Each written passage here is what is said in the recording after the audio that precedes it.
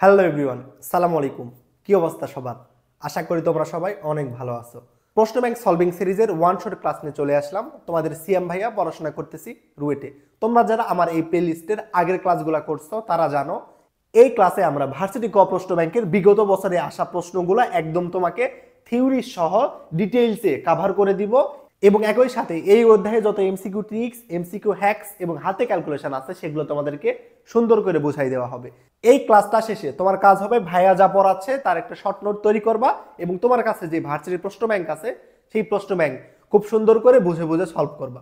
তো চলো কথা না বাড়িয়ে শুরু করি। প্রথম প্রশ্ন কি আছে দেখো তো, যদি সূর্য থেকে পৃথিবীর গড় দূরত্ব হ্রাস পায় তাহলে বছরের দৈর্ঘ্য কেমন হবে? বুঝছো? বলতেছে সূর্য থেকে পৃথিবীর দূরত্ব যদি হ্রাস পায় বছরের দৈর্ঘ্য কেমন হবে।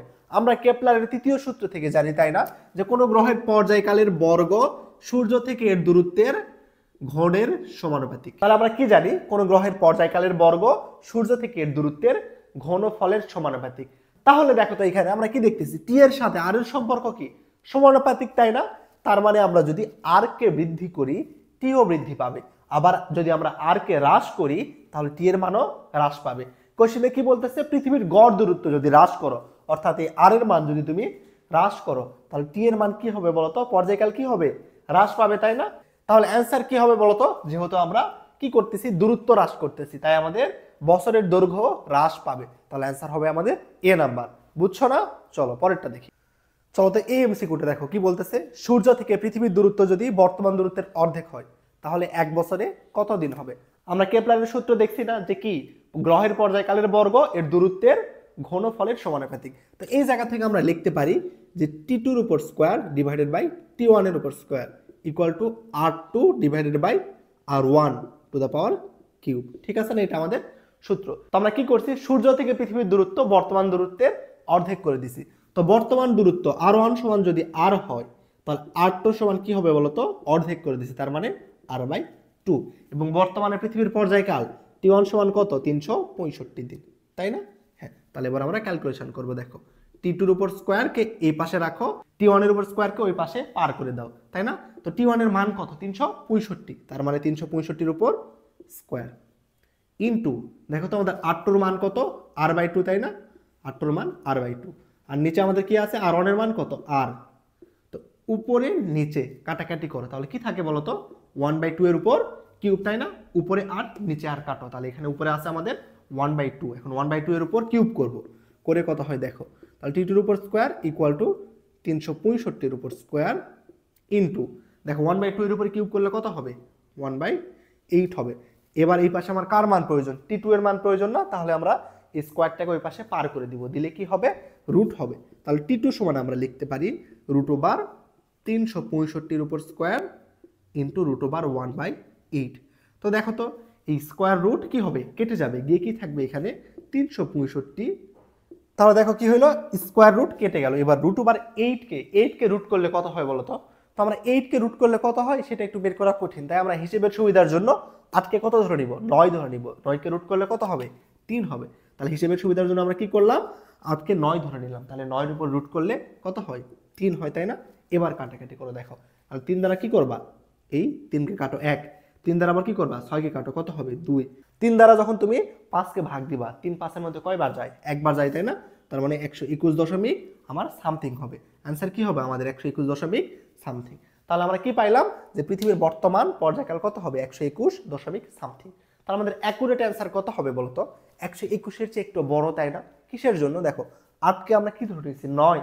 8কে ধরে নিয়েছি আমরা 9 হিসেবের সুবিধার জন্য, তাই আমরা যে অ্যাকুরেট অ্যান্সারটা পাবো সেটা নিশ্চয়ই 121-এর চেয়ে একটু বড় হবে। তাহলে আমরা কি বুঝতেছি দেখো তো, অ্যান্সার কি হবে? 121-এর চেয়ে একটু বড়। তো 121-এর চেয়ে একটু বড় কে আছে বলতো? 129, তাই না? তার মানে অ্যান্সার হবে বি নাম্বার।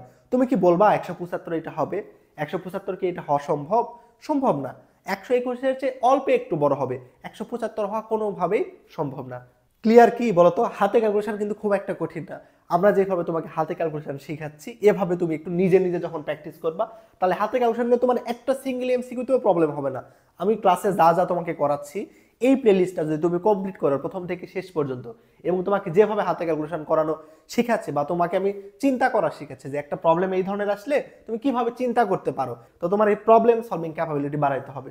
যেমন এইখানে আমি হিসেবের সুবিধার জন্য √8 ছিল, 8কে আমি ধরলাম 9। তো তুমি যদি কোথাও দেখো তোমার √15 আছে, তাহলে তুমি হিসেবের সুবিধার জন্য ওটাকে কি ধরবা, √16 ধরবা। যেহেতু তুমি বড় মানকে কি করছো, ছোট ধরছো, তাই তোমার বোঝা লাগবে যে অ্যান্সার আমার যেটা বের হবে সেটা কি হবে, আমি যেটা বের করছি তার চেয়ে একটু বড়। তার মানে অপশানে দেখবা তুমি যেটা বের করছো ওর চেয়ে একটু অল্প বড় যেটা আছে সেইটাকেই দিবা।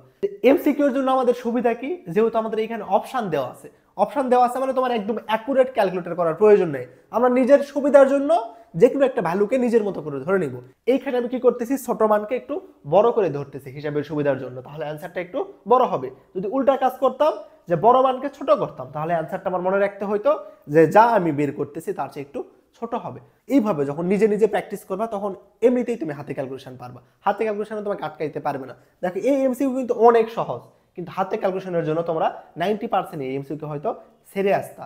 দেখো এই এমসিকিউটা কিন্তু একদম সহজ, জাস্ট সূত্র বসাই দাও, কিন্তু যে হাতে ক্যালকুলেশন, বড় হাতে ক্যালকুলেশন, এইটা দেখেই তোমরা ভয় ওরে ছেড়ে আসতা। তো হাতে ক্যালকুলেশনে তোমাকে ভয় পাওয়া যাবে না। ভার্সিটি কোনো একটা ম্যাথ দিছে, তার মানে ওই ক্যালকুলেশনটা হাতে অবশ্যই করা সম্ভব। হাতে যদি করা সম্ভব না হয়তো তাহলে ওরা দিত না, কারণ স্যার যখন কোশ্চেন করতেছে স্যার জানে যে তুমি ক্যালকুলেটর ইউজ করতে পারবা না, তো তোমাকে এমন ক্যালকুলেশনই দেওয়া হবে যেটা তুমি ক্যালকুলেটর ছাড়া করতে পারবা। আবার এইখানে একটা বিষয় কি, প্রশ্ন ব্যাংক দেখে অনেকে অনেক সময় ঘাবড়ায় যাও যে দেখো ওইখানে দুই একটা ম্যাথ এমন আছে যে এটা হাতে করা কোনোভাবেই সম্ভব না। তো তুমি ওইটার সালে একটু দেখার চেষ্টা করবা, দেখবা 14-15 বা 15-16 আগ পর্যন্ত আমাদের ভার্সিটি ক্যালকুলেটর ইউজ করতে দিত। ওই সময় আমাদের ক্যালকুলেটর ইউজ ছিল, এই জন্য ওই বড় ক্যালকুলেশন দিছিল। তো ওই ক্যালকুলেশনটা তুমি যদি এখন ক্যালকুলেটর ছাড়া হাতে করতে চাও তাহলে তো প্রবলেম হবে। এই জন্য এই দুই একটা বড় ক্যালকুলেশন যেগুলো দেখবা যেগুলো একদম করা সম্ভব না, তার মানে বুঝবা ওই প্রশ্ন যখন আসছিল তখন আমাদের ক্যালকুলেটরের ইউজ ছিল। তাছাড়া যখন থেকে ক্যালকুলেটর ইউজ নিষিদ্ধ করে দিছে সেই সময়ের পর থেকে যত এমসিকিউ আছে সবগুলাই 99% এমসিকিউ হাতে আমাদের করা সম্ভব, বুঝছো? তো আশা করি তোমাদের হাতে ক্যালকুলেশন নিয়ে আর কোনো সমস্যা হওয়ার কথা না। তোমাদের যেভাবে শিখাই দিচ্ছি এই কৌশলগুলো আয়ত্তে রাখো তাহলেই পারবে। দেখো তো এই কোশ্চেনে কি বলতেছে, একটা কৃত্রিম উপগ্রহ 7000 কিলোমিটার ব্যাসার্ধ বিশিষ্ট একটা বৃত্তাকার পথে পৃথিবীকে প্রদক্ষিণ করতেছে। উপগ্রহটির পর্যায়কাল যদি 2 ঘন্টা হয় তাহলে কেন্দ্রমুখী ত্বরণ কত? আমার কি বের করতে বলতেছে? কেন্দ্রমুখী ত্বরণ। আমরা কেন্দ্রমুখী ত্বরণ নির্ণয়ের একটা সূত্র শিখছি না নিউটনীয় বলবিদ্যাতে, সেটা কি ছিল? a = ω² আর দেখো সূত্র কিন্তু আমার কাজে লাগতেছে, নিউটনীয় বলবিদ্যার অধ্যায়ের সূত্র এখানে কাজে লাগতেছে। তার মানে আমাদের কেন্দ্রমুখী ত্বরণ নির্ণয়ের জন্য ওমেগার মান জানতে হবে এবং আর এর মান মানে ব্যাসার্ধের মান জানতে হবে। দেখো তো এই কোশ্চেনে কি ব্যাসার্ধ দেওয়া আছে না, কত? আর এর মান দেওয়া আছে কত? 7000 কিলোমিটার। আর এর মান দেওয়া আছে আমাদের 7000 কিলোমিটার, তাই না? এবং এখানে কি দেওয়া আছে? আমাদের পর্যায়কাল দেওয়া আছে, উপগ্রহটির পর্যায়কাল, অর্থাৎ টি এর মান দেওয়া আছে কত ঘন্টা? 2 ঘন্টা, তাই না? টি এর মান দেওয়া আছে 2 ঘন্টা। আমাদের কি ওমেগার মান দেওয়া আছে? দেওয়া নাই। আমরা আরেকটা সূত্র শিখছিলাম না যে ওমেগা সমান কি লেখা যায়? ওমেগা সমান 2π/t। তাহলে এখন দেখো তো এই ওমেগা সমান আমরা 2π/t এই সূত্র এখানে ইউজ করব। তো এ সমান হবে ওমেগার মান কত? দেখো তো 2π/t উপর স্কয়ার ইনটু r, তাই না? এবার কি করবা? মান বসাই দিবা, 2 × π ডিভাইডেড বাই টি এর মান কত বলো তো? পর্যায়কাল কত? 2 ঘন্টা। তো তুমি কি ঘন্টাকে ঘন্টা রাখবা নাকি সেকেন্ড বানাবা? সেকেন্ড বানাবা। তো ঘন্টাকে সেকেন্ড বানাইতে কি করতে হয়? 3600 দ্বারা গুণ করতে হয়, এটা তোমরা জানো। উপরে কি করবা? স্কয়ার করো। তাহলে দেখো তো আর কি ছিল? 7000 কিলোমিটার। কিলোমিটারকে মিটার বানাতে কি করতে হয়? 1000 দ্বারা গুণ করতে হয়। তাহলে উপরে কত? দেখো তো 7000 ইন্টু আমাদের 1000, ঠিক আছে না? এবার আমাদের 3600 এর উপরে স্কয়ার করলে কত হবে সেটা বের করব। দেখো 3600 এর উপরে স্কয়ার করব, কিভাবে করব একটু ভেঙে লিখি। এই 36 কে আমরা হিসেবের সুবিধার জন্য কি বানাবো? 35 বানাই নিব। কি বানাই নিব? 35 বানাই নিব। দেখো 35 এর উপরে স্কয়ার দিব, তারপরে কি আছে? 2 শূন্য আছে না? হ্যাঁ 2 শূন্য আছে। 2 শূন্য মানে কত? 100 আছে। 100 এর উপর আমরা স্কয়ার দিব, ঠিক আছে? তাহলে দেখো তো এই 2 শূন্যটা কি হয়ে যাবে? 2 শূন্যের উপর স্কয়ার করলে এখানে আমরা পাবো 4 শূন্য, অর্থাৎ একের ডানে আমরা এরকম 4টা শূন্য পাবো। এবং 35 এর উপর স্কয়ার করলে কত হবে শিখাইছি না তোমাদের, যে লাস্টে 5 আছে এমন সংখ্যার উপর স্কয়ার করলে কত হয় সেটা আমরা বের করতে পারবো। কিভাবে? দেখো 5 আছে, 5 এর উপর স্কয়ার করো, কত হবে? 25 হবে। এবং সামনে কত আছে? 3 না? 3 এর পরের সংখ্যা কত? 4। তাহলে 4 দ্বারা 3 কে গুণ দিবা, দিলে কত হবে? 12। 3 4 12। তার মানে 35 এর উপর স্কয়ার করলে হবে আমাদের 1225। তাহলে আমরা 3600 এর উপর স্কয়ার করলে কত হবে এটা আমরা কিভাবে বের করলাম? 3600 কে একটু ভাঙাই নিলাম, হিসেবের সুবিধার জন্য 36 কে 35 বানাই নিলাম, এই ডাবল শূন্যকে ডান দিকে রাখলাম, রেখে দুইটার উপর স্কয়ার করলাম। যেহেতু এটা গুণ আকারে আছে এটা আমরা চাইলেই করতে পারি। তারপরে কি করব 35-এর উপর স্কোয়ার করে কত হবে এটা বের করব। তো 35-এর উপর স্কোয়ার কেমনে করতে হয় তোমাদের শিখাইছি না, যে ভেক্টর অধ্যায়ে লাস্টে যদি 5 থাকে এমন সংখ্যার স্কোয়ার আমরা সহজে বের করতে পারি। কিভাবে? লাস্টে 5 আছে, 5-এর উপর স্কোয়ার করো কত হবে? 25 হবে। সামনে কত সংখ্যা আছে? 3, 3-এর পরের সংখ্যা কত? 4, তাহলে 3 দ্বারা 4কে গুণ দাও কত? 1200, 1225 এবং 100-এর উপর স্কোয়ার করলে আমাদের কত হবে? 10,000। 2 শূন্য থাকলে হবে দেখো, তাহলে 36-এর উপর স্কোয়ার করলে কত হয় সেই মানটা আমরা পাইছি, এখানে আমরা বসাই দিব। তো এইটা মিশাই দিয়ে এইখানেই বসাই দিলাম, কেমন বসাই দিলাম কত? 1225 ইন্টু আমাদের 10,000, তাই না? দেখো এবার কাটাকাটি করবা, উপরে দেখো এই 4 শূন্য, নিচে 4 শূন্য, কাটো, ঠিক আছে। এবার তাহলে কি হচ্ছে, এবার জাস্ট গুণ করে দাও, গুণ করে ক্যালকুলেশন করো। 9 দ্বারা এই 700-কে গুণ করো, কত হবে দেখো তো? 9 দ্বারা শূন্যকে গুণ করলে 0, 9 দ্বারা শূন্যকে গুণ করলে 0, তারপরে 7 নং কত হয়? 63, তার মানে উপরে হবে 6300, নিচে কত? 1225। তো 1225 দ্বারা এখন 6300-কে ভাগ দিলে কত হবে দেখো তো? এইটা মনে করে চিন্তা করো 1200, আর এটা কত? 6300। তো আমরা যদি 6300-কে 1200 দ্বারা ভাগ দিই কত দেখো তো? 6300-কে আমরা যদি কি করি 1200 দ্বারা ভাগ দিই তাহলে কত বার যাইতে পারে? 5 বার। 5 বারে কত হয়? 60, তার মানে আমাদের এরকম, অর্থাৎ আমাদের কি হচ্ছে 1200 দ্বারা যদি 6300-কে ভাগ দিই তাহলে কত পাচ্ছি? মোটামুটি 5 পয়েন্ট সামথিং, তাই না? 5 পয়েন্ট সামথিং পাচ্ছি। অর্থাৎ তাহলে আমাদের অ্যান্সার যেটা হবে সেটা হবে কি 5-এর চেয়ে একটু বড়। কি করলাম? 1225-কে 1200 বানাইলাম, বানায়ে 6300 দ্বারা ওকে ভাগ দিলাম। তো 1200 দ্বারা 6300-কে ভাগ দিলে আমরা দেখতেছি কত হবে answer? 5 point something, 5 point something. অর্থাৎ আমাদের যে অ্যাকুরেট অ্যান্সারটা হবে সেটা কি হবে? 5-এর চেয়ে একটু বড়। তো অপশানে দেখো তো 5-এর চেয়ে বড়, একটু বড় কি আমাদের আছে? 1.331, এটা কি 5-এর চেয়ে বড়? না, তার মানে এ নাম্বার হবে না। বি নাম্বার এটাও হবে না। দেখো তো সি নাম্বার 5.325, 5-এর চেয়ে একটু বড় না? হ্যাঁ, 5-এর চেয়ে একটু বড়, তার মানে এটা আমাদের হবে। দেখো তো ক্যালকুলেশন কিন্তু আমাদের হিউজ ক্যালকুলেশন, তারপরেও কি কঠিন? কঠিন না। তুমি যখন এগুলো প্র্যাকটিস করবা, আমার যে এত টাইম লাগলো, আমি যে এত ডিটেলসে করাইলাম তোমাদের বোঝানোর জন্য করালাম, কিন্তু তুমি যখন 2-1 বার প্র্যাকটিস করবা তোমার এত ডিটেলস করার প্রয়োজন নেই, তুমি দেখেই পারবা এই ক্যালকুলেশনগুলো। যেখানে কি করলাম যে 2 পাইয়ের উপর স্কোয়ার ছিল, উপরে নিচে 2 কাটলাম, পাইয়ের উপর স্কোয়ার করলাম। পাই মানে কত? 3.14। হিসেবের সুবিধার জন্য 3.14-কে 3 ধরলাম, স্কোয়ার করলাম, কত হবে? 9। নিচে আবার আছে কত? 3600। 3600-এর উপর স্কোয়ার করলে কত হবে আমরা তো জানি না, এটা আমরা বের করব। 3600-কে হিসেবের সুবিধার জন্য বানাইলাম 35, এবং পরে 2 শূন্য ছিল, 2 শূন্যকে ডানে লিখলাম। 2 শূন্যের উপর স্কোয়ার করলে 4 শূন্য, 35-এর উপর স্কোয়ার করলে কত হবে সেটা তোমাদের শিখাইছি। কেমনে লাস্টে 5 থাকলে যেইভাবে বর্গ করতে হয় সেভাবে বের করলাম। করে 36-এর উপর স্কোয়ার করলে এখানে যত মান হয় বসাই দিলাম, দিয়ে এবার উপর নিচে কাটাকাটি করলাম, করে জেনারেল ভাগ। দেখতেছি 5-এর চেয়ে অ্যান্সার একটু বড় হবে, তাহলে যেইটা 5-এর চেয়ে একটু বড় অপশানে আছে সেইটাই অ্যান্সার। তাহলে অ্যান্সার আমাদের কোনটা হবে? C number. ক্লিয়ার কি? বুঝছো না? চলো পরেরটা দেখো। এটা একটা থিওরিটিক্যাল কোশ্চেন। কি বলতেছে? চাঁদের বায়ু শূন্য স্থানে স্থির অবস্থা থেকে একটা পালক এবং একটা সীসার বল ফেলা হলো, পালকের ত্বরণ কত? আরেকবার বোঝো কি বলতেছে। চাঁদের বায়ু শূন্য স্থানে স্থির অবস্থা থেকে একটা পালক এবং একটা সীসার বল ফালাই দেওয়া হলো, বলতেছে পালকের ত্বরণ কত? কি পালকের ত্বরণ কত? তো আমরা কি জানি বলো তো? ত্বরণ নির্ণয়ের সূত্র কি আমাদের? G equal to G M by কি R square. G equal to G M by R square. বড় জিটা কি আমাদের? মহাকর্ষীয় ধ্রুবক। এমটা কি? যেই গ্রহের আমরা ত্বরণ নির্ণয় করব সেই গ্রহের ভর। আরটা কি? ওই গ্রহের ব্যাসার্ধ। তাহলে আমরা দেখো তো এই জি এর মানটা কার কার উপর ডিপেন্ড করতেছে? ওই গ্রহের এটা কিন্তু ভর, এটা কিন্তু বস্তুর ভর না, এটা কার ভর? গ্রহের ভর। গ্রহের ভরের উপর ডিপেন্ড করতেছে, এবং এটা কি আমাদের? এটা আমাদের ওই গ্রহের ব্যাসার্ধের উপর ডিপেন্ড করতেছে। তাহলে আমাদের জি এর মানটা গ্রহের ব্যাসার্ধ এবং গ্রহের ভরের উপর ডিপেন্ড করতেছে। তাহলে এখানে কি দেখো তো? এখানে আমাদের কোশ্চেনে কি দেওয়া আছে? পালক এবং সীসা। তো পালকের ভর বেশি না সীসার ভর বেশি বলো তো? অবশ্যই সীসার বলের ভর বেশি না? পালকের ভর কি? এর ভর কম, এর ভর কম।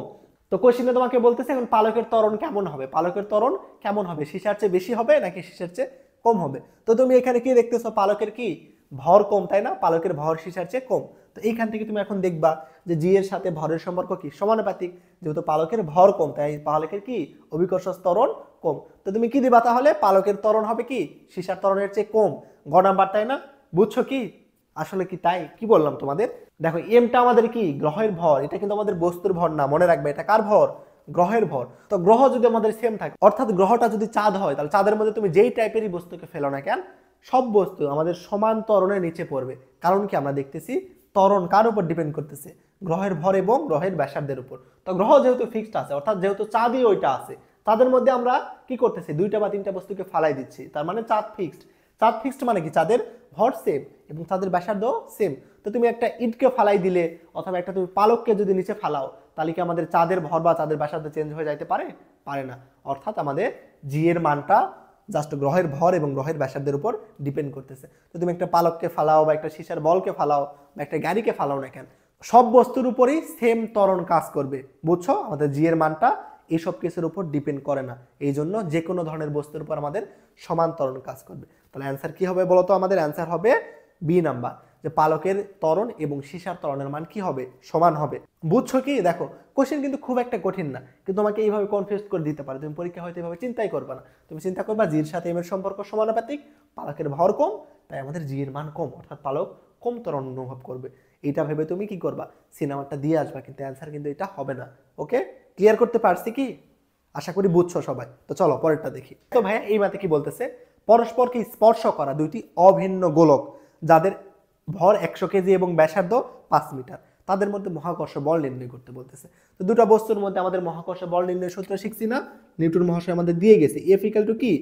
জি m1 m2 by D square. G আমাদের মহাকর্ষীয় ধ্রুবক, m1 একটা বস্তুর ভর, m2 আরেকটা বস্তুর ভর, আর ডিটা হচ্ছে ওই দুটো বস্তুর মধ্যবর্তী দূরত্ব। কেমন? ডিটা আমাদের কি? ওই দুটো বস্তুর মধ্যবর্তী দূরত্ব।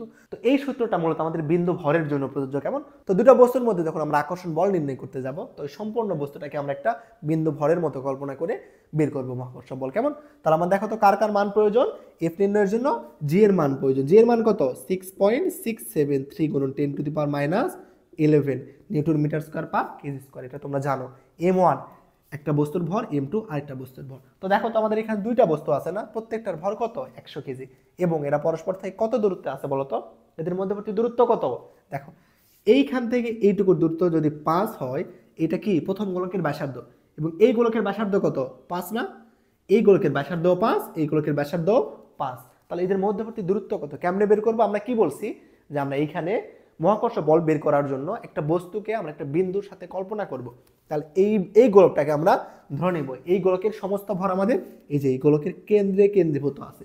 সেম ভাবে এই গোলকেরও সমস্ত ভর এই কেন্দ্রে কেন্দ্রীভূত আছে। তাহলে এই দুই গোলকের মধ্যবর্তী দূরত্ব কোনটা হবে বলতো? এইটুকু না? তাহলে এই গোলকের মধ্যবর্তী দূরত্ব হবে এইটুকু। তাহলে এইটুকু দূরত্ব কত? এই গোলকের ব্যাসার্ধ যদি 5 হয়, এই গোলকের ব্যাসার্ধ যদি 5 হয়, তাহলে আর এর মান কত এখানে? 10। বুঝছো কি? জাস্ট এইটাই একটু এখানে প্যাঁচানো দেওয়া আছে, জাস্ট এইটাই এখানে একটু প্যাঁচানো দেওয়া আছে, বাকিটা একদম ইজি। তাহলে এইটুকু 5, এইটুকু 5, দুটো গোলকের মধ্যবর্তী দূরত্ব কত? 10। কিসের জন্য? আমরা ধরে নিব এই গোলকের সমস্ত ভর এই কেন্দ্রতে কেন্দ্রীভূত আছে, এবং সেম ভাবে এই গোলকের সমস্ত ভর এই কেন্দ্রতে কেন্দ্রীভূত আছে। ওকে, এবার মান বসাই দাও। তাহলে m1 এর মান কত বলতো? 100। m2 এর মান কত? 100। এবং আর এর মান কত? আমরা দেখলাম 10। 10 এর উপর কি করবা? স্কয়ার করলে কত হবে? 100 হবে, তাই না? হ্যাঁ, উপরে নিচে 100 100 কাটো। এটার অ্যান্সার কত হইতে পারে বলতো? 100 মানে আমরা কি লিখতে পারি বলতো? 10 টু দি পাওয়ার 2। 100 মানে আমরা লিখতে পারি 10 টু দি পাওয়ার 2। দেখো তো 10 টু দি পাওয়ার মাইনাস 11 এবং 10 টু দি পাওয়ার 2 আমাদের কি আছে? গুণ আকারে আছে না? তো পাওয়ার যদি গুণ আকারে থাকে তাহলে আমরা সেটা কি করতে পারি? যোগ করতে পারি। তার মানে মাইনাস 11 এবং প্লাস 2 যদি আমরা যোগ করি কত হবে? আমাদের হবে 6.673 গুণ 10 to the power minus 9। Minus 11 এবং প্লাস 2 যোগ করলাম, করে কত হলো আমাদের? 10 টু দি পাওয়ার মাইনাস 9। তার মানে আমাদের অ্যান্সার হবে এইটাই, 6.673 গুণ 10 to the power minus 9 Newton. দেখো তো এটাকে আমাদের অপশানে আছে? কোথায় আছে এটা আমাদের?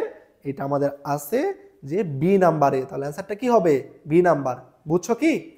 কঠিন না, কিন্তু একদম সহজ। দেখো হাতে ক্যালকুলেশন তোমার দেখে হয়তো ভয় পাবা যে 6.673 কে কেমনে গুণ করব, কি করব, একদম ইজি। উপরে উপরে নিচে, উপরে নিচে 100 কাটলাম, দেন 100 কে 10 টু দি পাওয়ার 2 আকারে লিখলাম, 2 এবং মাইনাস 11 যোগ করলে হয় 10 টু দি পাওয়ার মাইনাস 9। দেখো অপশানে দেওয়া আছে বি নাম্বার, এটা কোনো ঝামেলা নেই। ওকে, দেখো পরেরটা কি আছে? এটা আমাদের মুখস্থ ভিত্তিক একটা কোশ্চেন, যে পৃথিবীর ঘনত্ব কত? পৃথিবীর ঘনত্ব কত? আশা করি তোমরা এটা জানো। পৃথিবীর ঘনত্ব কত? 5.5 গুণ 10 to the power 3 KG metre cube. এটা আমাদের কি? পৃথিবীর ঘনত্ব।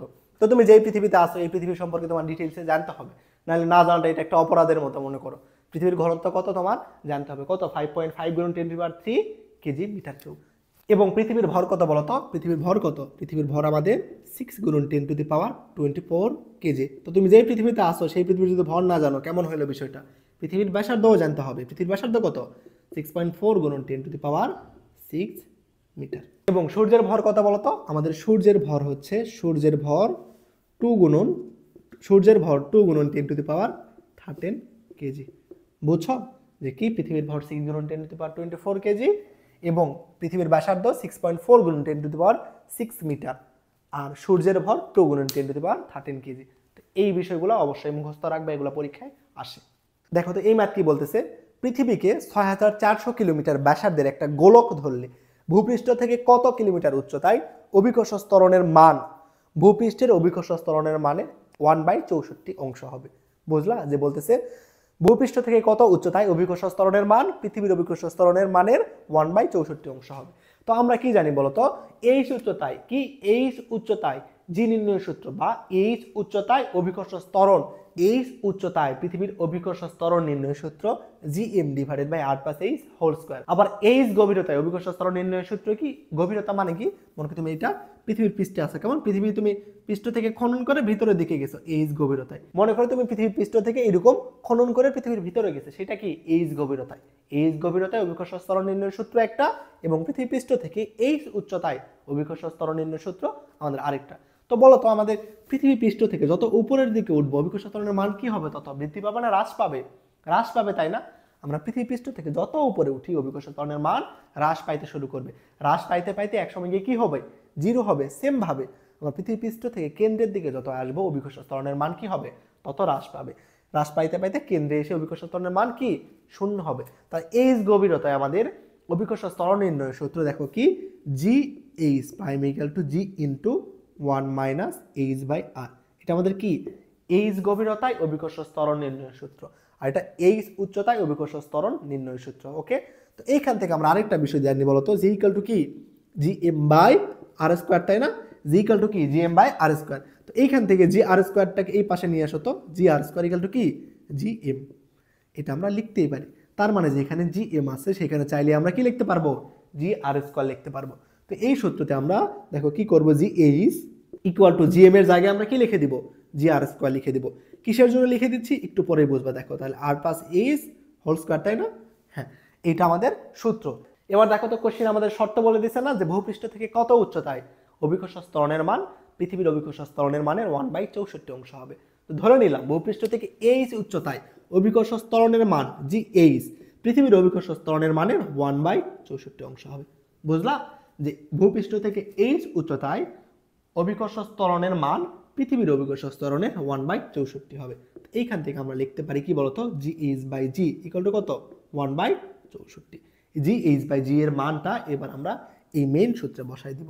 দেখো তো এখানে কি আছে, GH আছে না, তো এই জিটাকে যদি এই পাশে নিয়ে আসি তাহলে কি হয়, GH/G ইকুয়াল টু কি, r² ডিভাইডেড বাই r+h², তাই না? হ্যাঁ, r+h²। তো এবার দেখো তো মানটা জাস্ট বসাই দাও, GH/G এর মান কত, 1/64। GH/G এর মান 1/64 ইকুয়াল টু, দেখো এখানে আমরা কি করব, r এর মান, তাই না? r এর মানকে আমরা জানি বলতো, এই যে স্কোয়ারটাকে r ডিভাইডেড বাই r+h স্কোয়ারটাকে আমরা একত্রে লিখলাম, কেমন, স্কোয়ারটাকে একত্রে লিখলাম। দেখো এবার আমরা কি করব, এই স্কোয়ারটাকে এই পাশে পাঠিয়ে দেব। তো এই স্কোয়ারটাকে এই পাশে পাঠিয়ে দিলে কি হবে, রুট হবে না? তো √64 মানে কত বলতো, 8 না? 8 এর উপর স্কোয়ার করলে কত হয়, 64। তার মানে এখান থেকে আমরা লিখতে পারি 1/8 equal to r divided by r+h। Okay, এবার আমরা কি করব, দেখো ক্রস গুণন করে দিব। কি করব, ক্রস গুণন করে দাও, তাহলে কত হবে, 8r ইকুয়াল টু r+h। এখান থেকে লিখতে পারি এই rটাকে এই পাশে নিয়ে আসো, কত হবে, 7r ইকুয়াল টু h। অতএব h সমান আমার কত, 7 ইন্টু r। আর মানে কি বলতো, পৃথিবীর ব্যাসার্ধ। আর মানে কি, পৃথিবীর ব্যাসার্ধ। তাহলে 7 দ্বারা পৃথিবীর ব্যাসার্ধকে গুণ দাও। পৃথিবীর ব্যাসার্ধ কত, 6.4 গুণন 10⁻6। তাহলে এটা দ্বারা গুণ করলে কত হবে, 6 7 42, 42 গুণন 10⁻6। তার মানে অ্যান্সার হবে আমাদের 42-এর চেয়ে একটু বড়, 42, তাই না? এবার কি হবে, 42 গুণন 10⁻6। আসলে কি এটা 42 বলো তো, আসলে কি এটা 42 হবে? অ্যাকুরেট অ্যান্সার কি আমাদের 42 হবে না? অ্যাকুরেট অ্যান্সার কি হবে আমাদের 42-এর চেয়ে একটু বড়। কিসের জন্য, আমাদের এই যে 7 দ্বারা আমরা 6কে গুণ করছি, কিন্তু আসলে এটা তো 6 না, 6.4। তো 6.4কে আমরা 6 ধরে নিয়েছি হিসাবের সুবিধার জন্য। এই জন্য এটা আমাদের অ্যাকুরেট অ্যান্সারটা কত হবে, 42-এর চেয়ে একটু বড়। তো এটা আমরা কোন এককে বের হয়েছে বলো তো, মিটার না? এটা আমাদের কি এককে বের হয়েছে, মিটার। মিটারকে যদি তুমি কিলোমিটার করতে চাও তাহলে কি করতে হয়, 1000 দ্বারা ভাগ দিতে হয়। তাহলে একে কি করবা, একে তুমি 1000 দ্বারা এবার ভাগ দিবা। 1000 দ্বারা যদি ভাগ দাও তাহলে উপরে 10⁻6, নিচে 3 শূন্য। তাহলে উপরের 3 শূন্যর সাথে নিচের 3 শূন্য যদি তুমি কাটো তাহলে উপরে কত থেকে যাবে, 3 শূন্য, তাই না? তার মানে এখানে অ্যান্সারটা আমাদের হবে 42 গুণ 10⁻3 কিলোমিটার। কত হবে 42 গুণন 10⁻³ কিলোমিটার। কি হইলো মিটারকে কিলোমিটার বানাবো, এই জন্য 1000 দ্বারা ভাগ দিলাম, তাহলে অ্যান্সারটা হবে আমাদের 42 গুণন 10⁻³। আসলে কি 42 হবে না, 42-এর চেয়ে একটু বড় হবে। তো চলো এবার অপশান দেখি যে 42-এর চেয়ে একটু বড় অপশান আমাদের আছে কিনা। 42-এর চেয়ে একটু বড় অপশান আমাদের কি আছে? হ্যাঁ, অপশান আমাদের দেখো দুইটা আছে, একটা 44.8 গুণন 10⁻³ আর একটা 44.8। তাহলে আমাদের কোনটা হবে দেখো তো, আমরা কি দেখছি 42 গুণন 10⁻³, তাহলে আমাদের অ্যান্সারটা হবে কোনটা 44.8 গুণন 10⁻³ কোনটা বি নাম্বার অ্যান্সার হবে। বুঝছো না? চলো পরেরটা দেখি এবার। দেখো এই এমসিকিউটা বেশি ইন্টারেস্টিং, এই টাইপের এমসিকিউ তোমাকে আমি করাইছিলাম। কি বলতেছে এখানে, কোন থেকে বেশি অভিকর্ষ ত্বরণ জি অনুসারে সাজাও। কাকে সাজাবা? ঢাকা ডিতে ঢাকা, রোমতে আর উত্তর মেরু এম বিষুবীয় রেখাতে একটা জাহাজ ই অবস্থান করতেছে। তার মানে এই জায়গাগুলোর মধ্যে কোথায় অভিকর্ষ ত্বরণের মান কম এবং কোথায় বেশি, কম থেকে বেশি অনুসারে তোমাকে সাজাইতে হবে। কিভাবে সাজাবে একটু চিন্তা করো তো, অ্যান্সার কি হইতে পারে এখানে? অ্যান্সার এখানে কি হবে চিন্তা করো একটু। হয় তোমাদের কি দেখাইছিলাম, এটা যদি একটা পৃথিবী হয়, এটা কি অঞ্চল? মেরু। এটা কি বলতো? বিষুবীয় অঞ্চল, তাই না? এটা কি বিষুবীয় অঞ্চল। আমরা জি সমান কি জানি?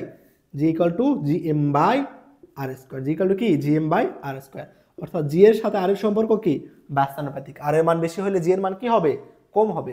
তার মানে আমরা বুঝতেছি এই চারটা জায়গার মধ্যে যেই জায়গার থেকে পৃথিবীর কেন্দ্রের মধ্যবর্তী দূরত্ব বেশি সেখানে জি এর মান কম। ঢাকা থেকে পৃথিবীর কেন্দ্রের মধ্যবর্তী দূরত্ব কত তুমি সেটা জানো বা কোশ্চেনে দেওয়া আছে? দেওয়া নাই। রোম থেকে কত সেটাও দেওয়া নাই। তাহলে কেমনে বের করবা? কেমনে বের করবা বলো তো? আমরা কি জানি এটা বিষুবীয়, এটা কি মেরু। তো পৃথিবী থেকে সবচেয়ে দূরে কোন অঞ্চল অবস্থান করে? বিষুবীয় না? কেন্দ্র থেকে দেখো তো, দেখেই বুঝতেছি বিষুবীয় অঞ্চলটা বেশি দূরে অবস্থান করতেছে, তাই না? মেরুটা কি তুলনামূলক কাছে অবস্থান করতেছে। তো আমরা জানি যে পৃথিবীর কেন্দ্র থেকে সবচেয়ে দূরে অবস্থান করে বিষুবীয় অঞ্চল, মেরু অঞ্চলটা সবচেয়ে কাছে অবস্থান করে। তাহলে কি হলো, পৃথিবীর কেন্দ্র থেকে বিষুবীয় অঞ্চল কি সবচেয়ে দূরে অবস্থান করতেছে, তাই না? তার মানে আর এর মান সবচেয়ে বেশি কোথায়? বিষুবীয় অঞ্চলে। তো আর এর মান সবচেয়ে বেশি যদি বিষুবীয় অঞ্চলে হয়, তার আর এর মান যদি সবচেয়ে বেশি এখানে হয়, তাহলে জি এর মানটা কি হবে? সবচেয়ে কম। কোথায় জি এর মানটা কম? বিষুবীয় অঞ্চলে। কারণ কি, জি বিষুবীয় অঞ্চলে আমাদের আর এর মানটা সবচেয়ে বেশি, আর এর মান সবচেয়ে বেশি হওয়ার জন্য এখানে জি এর মানটা সবচেয়ে কম। অর্থাৎ জি এর মান সবচেয়ে কম কোথায় হবে বলতো? বিষুবীয় রেখাতে যে একটা জাহাজ আছে সেইটা। তার মানে সবচেয়ে কম কোনটা? ই। ই যেটা সেটা কি সবচেয়ে কম। এরপরে কি হবে এগুলো আমাদের কি দেখার প্রয়োজন আছে? দেখার প্রয়োজন নাই। অপশানে যেটাতে দেখবো যে ই সামনে আছে সেইটাই হবে। তো ই সামনে আছে এরকম অপশান কয়টা আছে? দেখো একটাই আছে, বি নাম্বার। বুঝছো কি যে বিষুবীয় অঞ্চলে ব্যাসার্ধ বেশি, তাই বিষুবীয় অঞ্চলে জি এর মান সবচেয়ে কম। অর্থাৎ জি এর মান সবচেয়ে কম হবে কার? ই। তো ই যেটা সামনে আছে সেইটাই হবে অ্যান্সার। দেখো পরেরটা, পৃথিবীর ব্যাসার্ধ 4000 মাইল হলে আনুমানিক কত উচ্চতায় মাধ্যাকর্ষণ ত্বরণ পৃথিবীর মাধ্যাকর্ষণ ত্বরণ বলের 1% হবে। অর্থাৎ বলতেছে কত উচ্চতায় মাধ্যাকর্ষণ বলের মান পৃথিবীর মাধ্যাকর্ষণ বলের 1% হবে। ধরে নিলাম পৃথিবী থেকে এইচ উচ্চতায়, কত এইচ উচ্চতায়, জি এইচ। জি এইচ কি হবে? পৃথিবীর মাধ্যাকর্ষণ বলের 1%। 1% মানে কি বলতো? 1/100, তাই না? হ্যাঁ, 1/100 এটা আমাদের দেওয়া আছে। তো এখান থেকে আমরা কি লিখতে পারি? G h by G equal to কত? 1/100। তো আমরা শিখছি না এইচ উচ্চতায় জি নির্ণয় সূত্র কি ছিল? আগের মাত্রই করছি একটু আগে, g H equal to G R square divided by R plus H whole square, তাই না? হ্যাঁ, তাহলে যেটা কি করবা এই পাশে নিয়ে আসবা, তাহলে কি হয়? জি এইচ বাই জি। তো জি এইচ বাই জি এর মান কত দেওয়া আছে? 1/100, তাই না? দেখো এই সূত্র থেকে এই ধরনের ম্যাথটা আমরা একটু আগে করছি না? একটু আগে কি ছিল? 1/64। এখানে কি বলতেছে? 1% হবে। তাহলে কি করবা? এই জিটাকে কি করবা? জিটাকে এই পাশে নিয়ে আসবা, তাহলে কি হবে? জি এইচ বাই জি। তো জি এইচ বাই জি এর মান কত? 1/100। আমি একবারে লিখে দিলাম 1/100। তোমাদের আস্তে আস্তে কি করতে হবে? এই ক্যালকুলেশনগুলো ফাস্ট করা শিখতে হবে। মানে যত কম লেখা যায় সেই কম লেখে ক্যালকুলেশন করা শিখতে হবে। এবার কি করবা দেখো তো, এই উপরে আর নিচে আর প্লাস এইচ এদের স্কোয়ারটাকে একত্রে নিলা, স্কোয়ারটাকে এই পাশে পার করে দিবা, তাহলে কি হবে? রুট 100-এর উপর রুট করলে কত হবে? 10। তাহলে এই পাশে হচ্ছে 1/10, এখানে R divided by R plus H. Okay, এবার কি করতাম? ক্রস গুণন করে দাও, তাহলে 10 R equal to R plus H. 10 into R R plus H. আরটাকে বাম দিকে নিয়ে আসো, 9 আর ইকুয়াল টু কত? এইচ। তার মানে এইচ এর মান কত হবে? 9 ইন্টু আর, তাই না? H equal two 9 into R. R এর মান কত দেওয়া আছে দেখা তো আমাদের? কত? 4000 মাইল, তাই না? আর এর মান দেওয়া আছে কত? 4000 মাইল। তো 9 দ্বারা 4 কে গুণ করে কত হবে? 4 9 3600। তার মানে 36,000 মাইল যেটা অ্যান্সার সেইটাই। 36,000 মাইল কি আমাদের অপশানে আছে? হ্যাঁ আছে, ডি নাম্বার। বুঝছো? এই ম্যাথটা কিন্তু বেশ গুরুত্বপূর্ণ। কি এই ম্যাথ তোমাদের বেশ গুরুত্বপূর্ণ, এই ম্যাথটা ভালো করে মনে রাখবা, এটা পরীক্ষায় আসে। ওকে, তো আমরা চেষ্টা করবো শর্টকাট মুখস্থ না করে এভাবে জেনারেল ওয়েতে যেভাবে করা যায় সেভাবে করতে। জেনারেল ওয়েতে তুমি যদি করো তাহলে তোমাকে ম্যাথ ঘুরে পেঁচাই যেভাবেই দেখে রেখে তুমি পারবা। আর তুমি যদি এই ম্যাথে জাস্ট শর্টকাটটা শিখে রাখো তাহলে ম্যাথ একটু ঘুরে পেঁচাই দিলে তুমি আর পারবা না। তো এই ম্যাথের একটা শর্টকাট আছে, এটা তোমাকে শিখাই দিচ্ছি। দেখো কি, এইচ ইকুয়াল টু, মনে রাখবা কি, G by G H, H equal to G by G H minus 1। এটা আমাদের কি এই ম্যাথের শর্টকাট। কোন ম্যাথের শর্টকাট? তোমাকে যদি বলা হয় ভূপৃষ্ঠ থেকে কত উচ্চতায় অভিকর্ষ ত্বরণের মান পৃথিবীর অভিকর্ষ ত্বরণ বা কোনো অভিকর্ষ ত্বরণের এত অংশ, 1/100, 1/64 তোমাকে যেটা বলবে সেইটা, তাহলে এটা আমাদের কি ভূপৃষ্ঠ থেকে কত উচ্চতায় অভিকর্ষ ত্বরণের মান, এই ধরনের ম্যাথ নির্ণয়। ঠিক আছে, তো এটা করো। এইচ ইকুয়াল টু কি হবে দেখো তো, তাহলে এইচ ইকুয়াল টু হবে জি বাই জি এইচ এর মান কত আমরা কি পাইছি, জি এইচ বাই জি এর মান যদি 1/100 হয় তাহলে জি বাই জি এইচ এর মান কত হবে, উল্টা না, তাহলে কত হবে 100। জি এইচ বাই জি এর মান 1/100, তাহলে জি বাই জি এইচ এর মান হবে আমাদের কত 100, তাহলে রুট ওভার 100 মাইনাস 1, তাই না, ইন্টু আর, এখানে একটা আর আছে। ঠিক আছে, তাহলে কি করবা এবার, কত 100 এর উপর রুট করলে কত হবে 10, 10 মাইনাস 1 ইন্টু আর, তার মানে 9 আর, বুঝছো, এইচ ইকুয়াল টু কত 9 আর। তো চাইলে তোমরা এই শর্টকাটটা মনে রাখতে পারো। শর্টকাট কি, root over G by G H minus 1 into R. তো আমি বলবো শর্টকাট না করে এই স্টেপটা করা, আমি বলবো শর্টকাট না করে এই স্টেপটা করাই ভালো। জাস্ট সেমই দেখো, এখানে তোমার কয় লাইন, 1 2 3 4 লাইন করতে হচ্ছে, এখানেও সেম 1 2 3 4 4 লাইনই করতে হচ্ছে। তো তুমি কিসের জন্য শর্টকাটে আবার এক্সট্রা করে যাবা? আমরা তো এই সূত্রটা শিখে আসছি, এইচএসসিতে শিখছি, আমরা তো এই সূত্রটা শিখছি যে আমরা তো এই সূত্রের সাথে এইচএসসি থেকেই পরিচিত যে এই সূত্রটাই জি নির্ণয়ের সূত্র কোনটা, কেমন, g H equal to G R square divided by R plus H whole square. আমি বলবো এই সূত্র দ্বারাই ম্যাথটা করো, কারণ এই সূত্র তোমার যে কটা লাইন ক্যালকুলেশন করতে হচ্ছে এইখানেও সেম। তাহলে কিসের জন্য তুমি এক্সট্রা করে আরেকটা শর্টকাট শিখতে যাবা, বুঝছো? চেষ্টা করবা পড়াশোনাকে কম্প্যাক্ট বানানোর, মানে পড়াশোনাকে গোছাই নিয়ে ছোট করা। তুমি তোমার সিলেবাসকে যত ছোট করবা তোমার চান্স পাওয়ার সম্ভাবনা তত বেশি হবে। কারণ তুমি যদি বইয়ের সব কিছু পড়তে চাও, সব কিছু মনে রাখতে চাও, তাহলে মনে রাখতে পারবা না। যদি না তুমি এক্সট্রা ট্যালেন্টেড হও বা তুমি গড গিফটেড হও, এটা না হও তাহলে বইয়ের সব কিছু মনে রাখতে পারবা না। তাই তোমার চেষ্টা করতে হবে বইকে কত ছোট করে রাখা যায়, পরীক্ষায় কত বেশি কমন ফালানো যায়, মানে পরীক্ষায় কি ধরনের প্রশ্ন আসতেছে, আমি কোন অ্যাপ্রোচে পড়াশোনা করতেছি, এই দুটো সেম হইতে হবে। পরীক্ষায় যেমন প্রশ্ন আছে তোমার সেম অ্যাপ্রোচে পড়াশোনা করতে হবে। পরীক্ষায় তোমার মনে করো যে 80% কোয়েশ্চেন, তুমি যেই জায়গায় যাও না কেন 80% কোয়েশ্চেন কি আসবে মোটামুটি স্ট্যান্ডার্ড মানে তোমার যে একদম 70% কোয়েশ্চেন, কেমন, একদম যে কোনো পরীক্ষায় তোমার 65 থেকে 70% কোশ্চেন একদম ইজি আসবে, একদম হুবহু সূত্র বই এগুলো থেকে 65 থেকে 75%। আর বাকি যেই 25% থাকতেছে এর মধ্যে তোমার আরো 15% থাকবে তোমার সহজ হচ্ছে একটু কঠিন, আর লাস্টের যে 10% ওটা থাকবে একদম কঠিন। তো তোমাদের যে বই থেকে একদম হুবহু প্রশ্ন ব্যাংক থেকে এই 65 থেকে 75% কোশ্চেন আসতেছে, এইটার মার্ক ইনশিওর তোমরা না করে তোমরা লাস্টের 15 থেকে 25% মার্ক ওইটার পিছনে দৌড়াও। তোমার তো ওইটা পাওয়ার প্রয়োজন নাই। যারা টপ করবে, ফার্স্ট সেকেন্ড থার্ড হবে, তারা লাস্টের 15% কোশ্চেন পারবে। তো তোমার তো টপ করার প্রয়োজন নাই, তোমার জাস্ট একটা ভালোভাবে একটা ভালো সাবজেক্টে চান্স পাইলেই হচ্ছে। তো এই জন্য তোমার পড়াশোনাকে কম্প্যাক্ট বানাইতে হবে, চান্সটাকে কমায় আনতে হবে, তাহলে তুমি চান্স পাবা, কেমন। কারণ আমাদের কঠিন জিনিস পারতে হয় না, সহজ জিনিস যেগুলো আছে বইয়ে যা আছে এগুলো পারলেই না। তোমার বইয়ে যা আছে এই জিনিসগুলো তুমি যদি পারো তাহলে পরীক্ষার জন্য তোমার কোনো চিন্তা করতে হবে না, কেমন। তো পড়াশোনাকে কি করো, কম্প্যাক্ট করে নিয়ে আসো, পরীক্ষায় কি আসে এটা বোঝার চেষ্টা করো, প্রশ্ন ব্যাংক অ্যানালাইসিস করো, করে করে ভালো করে পড়ো। কনসেপচুয়াল, কেমন, কি বলতেছে, পৃথিবীর ঘূর্ণয়ন যদি বন্ধ হয়ে যায় তাহলে বিষুবীয় রেখায় জি এর মানটা কেমন হয়। তো আমরা এই সূত্রটা জানি না, দেখো তো এমন সূত্র যে এটা পৃথিবীর মনে করো কেন্দ্র, এটা কি, এটা আমাদের বিষুবীয় অঞ্চল, এটা কি আমাদের বিষুবীয় অঞ্চল, আর উপরের অংশটা কি বলতো মেরু অঞ্চল, তাই না, এটা আমাদের কি মেরু অঞ্চল, কেমন। তো এই অক্ষকে আমরা ধরি আমাদের প্রমাণ অক্ষ বা নিরপেক্ষ অক্ষ। এই অক্ষের সাপেক্ষে যখন পৃথিবী এই জায়গায় আসে তখন এটা আমাদের এই কোণটা কি হয় ল্যামডা, কেমন। এই অক্ষের সাপেক্ষে এটা আমাদের কি হয় ল্যামডা কোণ। তো পৃথিবী যদি আমাদের এইখানে যায় তখন ল্যামডার মানটা কত হবে বলতো, এটা না 90 ডিগ্রি। অর্থাৎ আমরা যে এই যে বিষুবীয় রেখার সাথে যেই কোণটা উৎপন্ন করে সেটাকে আমরা বলি ল্যামডা। তো পৃথিবী যখন এরকম ল্যামডা অক্ষাংশে থাকবে সেইখানে আমাদের জি নির্ণয়ের সূত্র G lambda equal to G minus omega square R cos square lambda. অর্থাৎ পৃথিবী যখন আবার এরকম একটা নির্দিষ্ট পরিমাণে কোণে থাকবে সেই জায়গায় গেলে জি এর মানটা কেমন হয়, পৃথিবী বিষুবীয় অঞ্চলে থাকলে জি এর মান কেমন বা মেরু অঞ্চলে গেলে জি এর মানটা কেমন সেটা আমরা এই সূত্র থেকে বুঝি।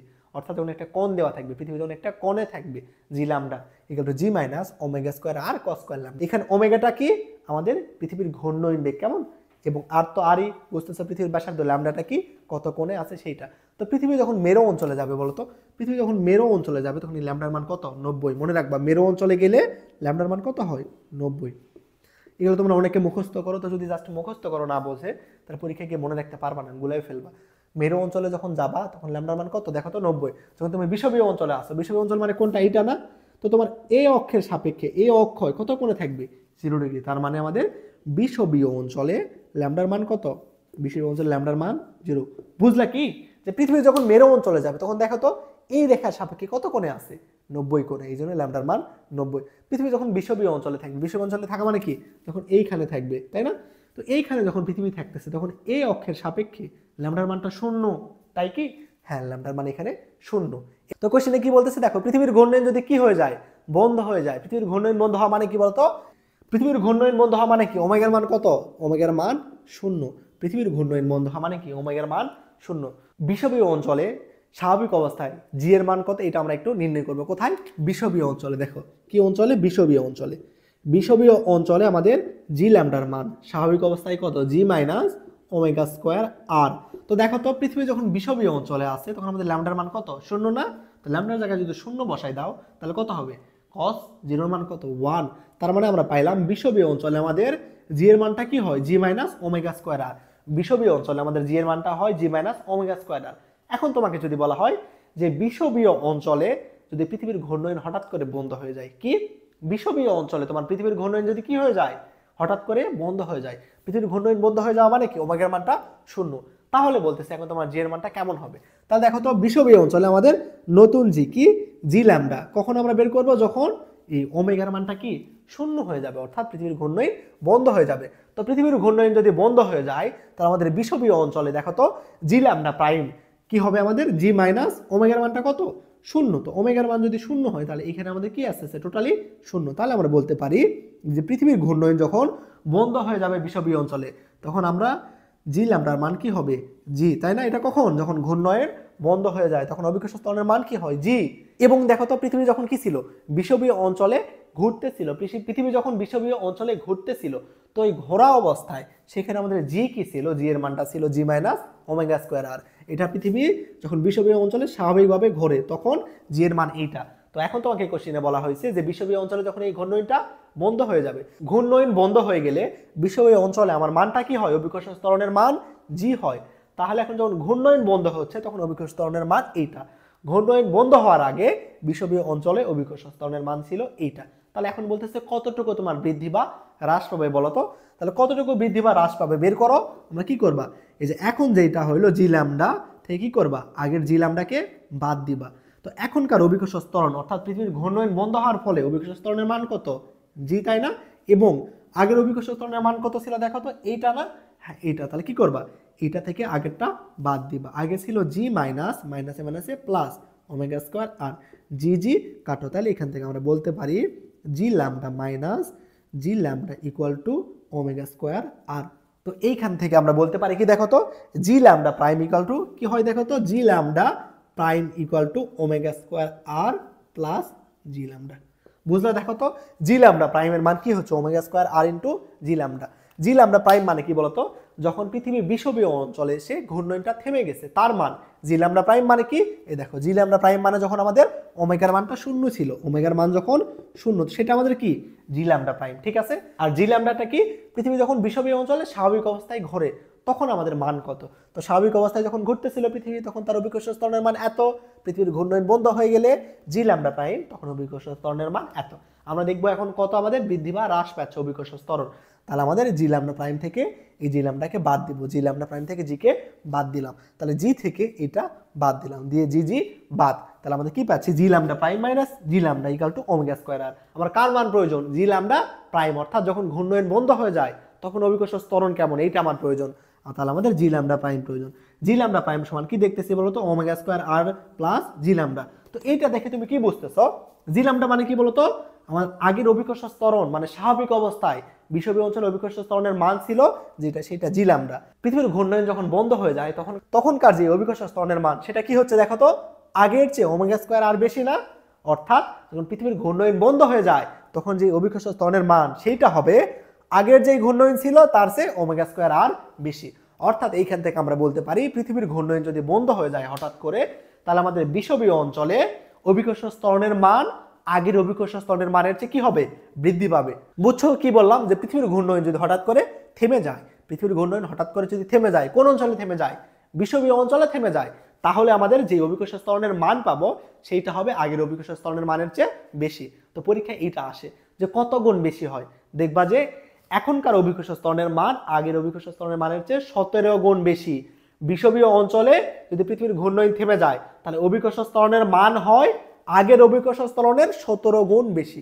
এইটা খুব ভালো করে মনে রাখবা, যেটা বলে দিলাম এটা খুব ভালো করে মনে রাখবা। তাহলে আমাদের অ্যান্সার কি হবে বলতো? বৃদ্ধি পাবে। পৃথিবীর ঘূর্ণয়ন বন্ধ হয়ে গেলে বিষুবীয় রেখায় জি এর মানটা কি হয়? বৃদ্ধি পাবে। এখন তোমাকে যদি বলা হয় তো মেরু অঞ্চলে কি হবে বলতো?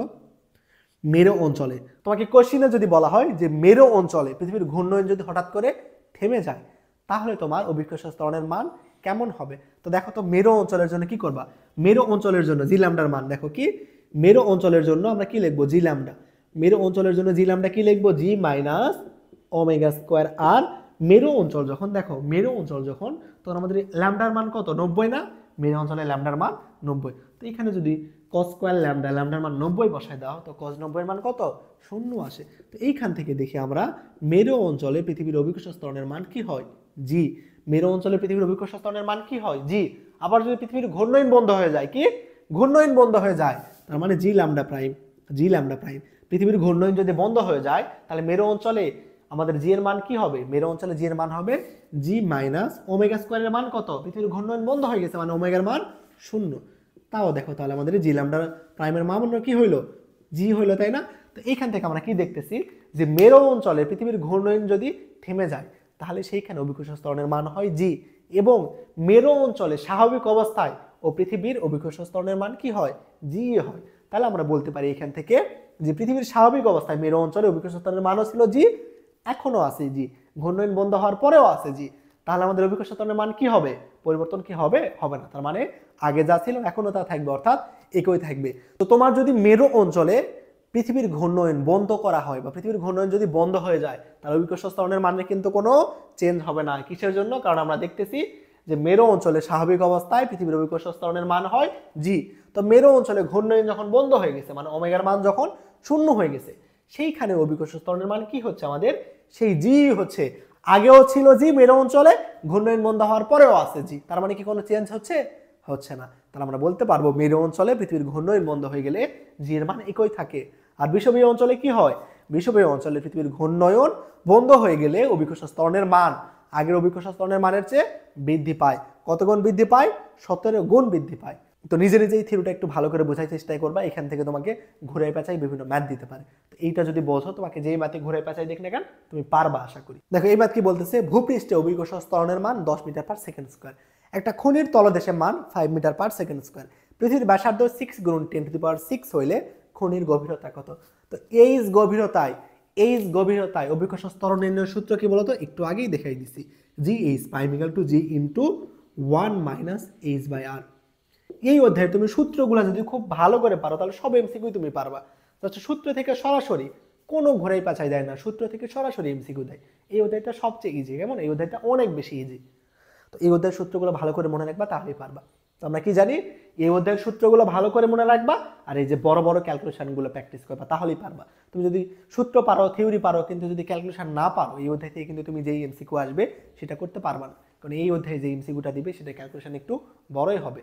ওকে, আমরা কি জানি তাহলে? এইচ গভীরতায় পৃথিবীর অভিকর্ষ ত্বরণ নির্ণয়ের সূত্র G H prime equal to G into 1 minus H by R. দেখো তো এখানে কোশ্চেনে কি বলে দিচ্ছে, ভূপৃষ্ঠে অভিকর্ষ ত্বরণের মান কত? 10। তার মানে জি এর মান কত? জি এর মান 10। ভূপৃষ্ঠে অভিকর্ষ ত্বরণ জি এর মান 10।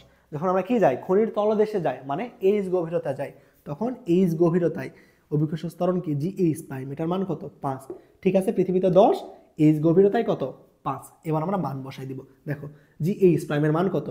5। জি এর মান কত? 10 ইন্টু 1 মাইনাস এইচ, আমরা কত গভীরতায় গেছি সেইটাই নির্ণয় করতে হবে। তো এইচকে এইচ এর মতোই রাখি, আর কে আর এর মতোই রাখি, এগুলো আমরা পরে করব। 10কে এই পাশে নিয়ে আসো অথবা 10কে এই পাশে নিয়ে আসো, তাহলে কত হবে বলো তো? 1/2, এবং এখানে ইকুয়াল টু কত? 1 মাইনাস এইচ বাই আর। কি করবা এবার? এইচ বাই আরকে এই পাশে নিয়ে যাবো, 1কে ওই পাশে রাখো। তাহলে এইচ বাই আরকে যদি আমরা এই পাশে নিয়ে আসি তাহলে হবে এইচ বাই আর প্লাস, আর এই পাশে কি হবে? 1 মাইনাস 1/2, এই পাশে গিয়ে মাইনাস হয়ে যাবে। 1 থেকে 1 মাইনাস 2 বাদ দিলে কত হয়? 1/2। তাহলে এখান থেকে এই সমান আমরা বলতে পারবো r/2। এই এর মান কি হবে তাহলে? আমাদের r/2। তার মানে আমরা r/2 গভীরতায় গেলে আমাদের অভিকর্ষ ত্বরণের মান কি হবে? 5 হবে। বুঝছো? তাহলে এখান থেকে নির্ণয় করতে আর এর মান কত? 6.4 গুণ 10⁻⁶ 6 ডিভাইড বাই কত 2, 2 দ্বারা তুমি 6.4 কে ভাগ দিলে কত হবে 3.2 গুণন 10 টু দি পাওয়ার 6। দেখো তো অপশনে 3.2 গুণন 10 টু দি পাওয়ার 6 কি আছে? হ্যাঁ আছে। কোনটা আছে? বি নাম্বারটা আছে। তাহলে আমাদের অ্যান্সার হবে বি নাম্বার। বুঝছো কি? খুবই সহজ। দেখো জাস্ট সূত্র বসাই দিলাম, দিয়ে যোগ বিয়োগ করলাম, এতে আমার হয়ে গেল ম্যাথ। দেখো পরের ম্যাথ কি বলতেছে, পৃথিবীর ব্যাসার্ধ 6400 কিলোমিটার হইলে পৃথিবী পৃষ্ঠের 6400 কিলোমিটার উঁচুতে জি এর মান কত হবে? মানে এই উচ্চতায় জি কত হবে? তো এই উচ্চতায় জি নির্ণয় সূত্র আমরা শিখছি না, জি ইজ ইকুয়াল টু কি, G R square divided by R plus H whole square, তাই না? হ্যাঁ, তাহলে আমাদের কি প্রয়োজন দেখো তো, G H equal to G R square divided by R plus H whole square. এখানে কার কার মান বলে দিচ্ছে, এখানে আমাদের কার মান বের করতে হবে, এইচ উচ্চতায় জি নির্ণয় করতে হবে, তার মানে আমার জি এইচ এর মান নির্ণয় করতে হবে, তাই না? এবং জি পৃথিবীতে জি এর মান কত আমরা জানি, তাই না? 9.8 ইন্টু আর স্কোয়ার মানে কত, পৃথিবীর ব্যাসার্ধ। পৃথিবীর ব্যাসার্ধ কত দিচ্ছে দেখো তো, 6400 কিলোমিটার। তো কিলোমিটারকে কি বানাবা, মিটার বানাবা। তো 6400 কিলোমিটারকে আমরা যদি মিটার বানাই তাহলে 6.4 গুণন 10 টু দি পাওয়ার 6 হয়। কেমন? এর উপর কি হবে, স্কোয়ার। নিচে দেখো আর এর মান কত, সেম ভাবে 6.4 গুণন 10 টু দি পাওয়ার 6। কত উচ্চতায় নিয়ে গেছি বলো তো, কত উচ্চতায়? 6400 কিলোমিটার উচ্চতায় নিয়ে গেছি, তার মানে এইচ এর মানে কত আমার 6.4 গুণন 10 টু দি পাওয়ার 6, তাই না? দেখো তাহলে 6.4 গুণন 10 টু দি পাওয়ার 6 প্লাস 6.4 গুণন 10 টু দি পাওয়ার 6, এই দুটো যোগ করো, কত হবে? 6 আর 6 যোগ করলে কত, 12.4 যোগ করলে কত, 0.8, তার মানে 12.8 গুণন 10 টু দি পাওয়ার 6। উপরে কত আছে, 9.8 গুণন 6.4 গুণন 10 টু দি পাওয়ার 6, এটার উপর স্কোয়ার। নিচে এইটা আছে, এটার উপরও স্কোয়ার আছে, তাই না? তো এবার চিন্তা করতে, এবার আমরা কি করবো, এটাকে কাটাকাটি করব। তো কাটাকাটি করার সুবিধার্থে আমরা কি করব, দেখো উপরের স্কোয়ার এবং নিচের স্কোয়ারকে আমরা একত্রে নেব। কিভাবে নিবা, উপরে 6.4 গুণন 10 টু দি পাওয়ার 6, নিচে কত আছে দেখো তো 12.8 গুণন 10 টু দি পাওয়ার 6, এই দুটোর উপর স্কোয়ার দিলাম। বুঝলা কি করলাম, এটার উপর স্কোয়ার ছিল, নিচের এই অংশের উপর স্কোয়ার ছিল, দুই স্কোয়ারকে একত্র করে দিলাম। এবার দেখো কাটাকাটি করো, উপরে 10 টু দি পাওয়ার 6, নিচে 10 টু দি পাওয়ার 6 মোকাবিলা। এবার দেখো তো 6.4 কে 12.8 দ্বারা যদি ভাগ দাও কত হবে 2, 6.4 কে 12.8 দ্বারা ভাগ দিলে কত হবে 2, তাহলে এখানে 9.8 1/2, 1/2 এর উপর স্কোয়ার করলে কত হবে 1/4। তো 9.8 কে যদি তুমি 4 দ্বারা ভাগ দাও কত হবে বলো তো, 4 দ্বারা যদি ভাগ দাও তাহলে 2 পয়েন্ট সামথিং, কত 2 পয়েন্ট আমাদের সামথিং। দেখো তো অ্যান্সারে দেখো তো 2 এর চেয়ে একটু বড় আমার অপশানে কি আছে, হ্যাঁ 2 এর চেয়ে বড় আমাদের একটাই আছে, কোন নাম্বার, বি নাম্বার। দেখো জাস্ট সূত্র বসাই দেওয়া, কিন্তু ক্যালকুলেশন কি একটু জাস্ট ঝামেলা মনে হইতে পারে। তো নিজে এগুলা 2-3 বার প্র্যাকটিস করবা, তাহলে কিন্তু তুমি পরীক্ষায় পারবা। নিজে যদি জাস্ট আমি করাচ্ছি, তুমি যদি জাস্ট বুঝলা যে হ্যাঁ এখানে 6.4 এখানে 6.4 কাটাকাটি করলাম করে 2 হইলো, এভাবে যদি জাস্ট বুঝে থাকো তাহলে পরীক্ষায় কিন্তু পারবা না। তোমার নিজে নিজে হাতে কলমে করতে হবে, তাহলেই তুমি পারবা। Okay clear? চলো পরেরটা দেখি। দেখো এই ম্যাথ দেখো তো কি বলতেছে, সূর্য পৃথিবীর উপর 3.6 গুণন 10 টু দি পাওয়ার 20 নিউটন আকর্ষণী বল প্রয়োগ করে। পৃথিবী থেকে সূর্যের দূরত্ব 1.5 গুণন 10 টু দি পাওয়ার 12 মিটার। এটা মনে রাখবা, পৃথিবী থেকে সূর্যের দূরত্ব কত, একটু মুখস্থ করে রাখবা এটা, কেমন? পৃথিবীর ভর দেওয়া আছে, তাহলে বলতেছে সূর্যের ভর কত, কি সূর্যের ভর কত। আমরা সূত্রে জানি একটা, তাই না, F equal to G into m1 m2 by D square, m1 m2 by D square, কেমন?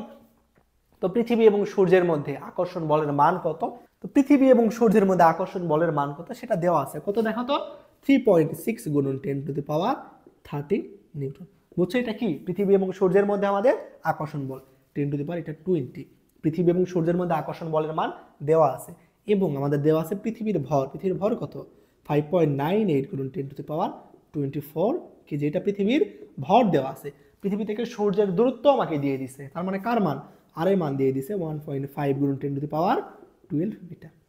কার মান বের করতে হবে, আবার m2 এর মান, জাস্ট মান বসাই দাও তাহলেই তো হচ্ছে। তাহলে m2 সমান আমরা কি লিখতে পারি বলো তো, m2 সমান আমরা লিখতে পারি এই ডি স্কোয়ারটা এই পাশে আসবে, তাহলে হবে f into D square divided by G into m1।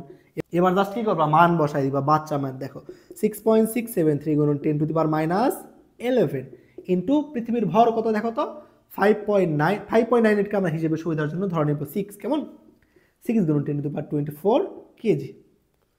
এবার পৃথিবীর দেখো আকর্ষণ বলের মান কত 3.6 গুণন 10 to the power 20 into D square, D মানে কত ব্যাসার্ধ, তাহলে 1.5 এর উপর স্কোয়ার করবা ইন্টু 10 টু পাওয়ার 12 এর উপর স্কোয়ার। বুঝছো, ডি দূরত্ব দেওয়া আছে, দূরত্বের উপর আমরা স্কোয়ার করবো এখন। তো এবার বলো তো, এবার ক্যালকুলেশন কেমনে করবা, চিন্তা করো। দেখো 10 এর উপর 12 তার উপর স্কোয়ার আছে, তার মানে 12 দুগুণে এখানে কত হবে 24। তো এই 12 দুগুণে 24, নিচের 12 দুগুণে 24 কাটা। দেখো আমরা আগে পাওয়ারের ক্যালকুলেশন করে নেব, কেমন? কোথাও যদি দেখো এরকম পাওয়ার আছে আমরা চেষ্টা করবো পাওয়ারের ক্যালকুলেশন জাস্ট করার। পাওয়ারের ক্যালকুলেশন করলে ম্যাথ আমাদের হয়ে যায় মোটামুটি। তো এবার কি করবা, দেখো এই যে 1.5 এর উপর স্কোয়ার করলে কত হতে পারে, 2 এর উপর স্কোয়ার করলে যদি 4 হয়, তো ধরে নিলাম এই 1.5 এর উপর যদি স্কোয়ার করি এই মানটা আসবে 3, কেমন? 1.5 এর উপর স্কোয়ার করলে মান কত আসবে 3। তো এই 3 দ্বারা আমি 6কে কাটবো, কত হবে 2 হবে। 3 দ্বারা 6কে কাটবো, তাহলে কত হবে 2 হবে, ঠিক আছে।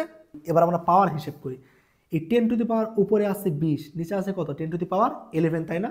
তো এই -11কে যদি আমরা উপরে নিয়ে যাই তাহলে কত হবে চিন্তা করো তো, উপরে আছে 10 টু দি পাওয়ার 20, নিচে আছে 10 টু দি পাওয়ার -11, একে যদি উপরে নিয়ে যাই তাহলে কি হবে 10 টু দি পাওয়ার +11, তাই না? তাহলে কত হচ্ছে 10 এর পাওয়ার 30। তাহলে আমরা কি দেখলাম যে এখান থেকে আমরা বুঝতেছি অ্যান্সারটা যেটা বের হবে সেটা 10 এর পাওয়ার 13 হবে। 10 এর পাওয়ার কত হবে 30। তো আমরা আগে অপশান চেক করব, যদি দেখি যে 10 এর পাওয়ার 30 মাত্র একটাই অপশানে আছে তাহলে সেটাই অ্যান্সার হবে। যদি দেখি 10 এর পাওয়ার 30 অপশানে একাধিক আছে, তারপরে আমরা এখানে আরও কাটাকাটি করব, এই 3 দ্বারা 6কে কাটবো, দেন আমরা আবার যোগ করব, করে বের করব।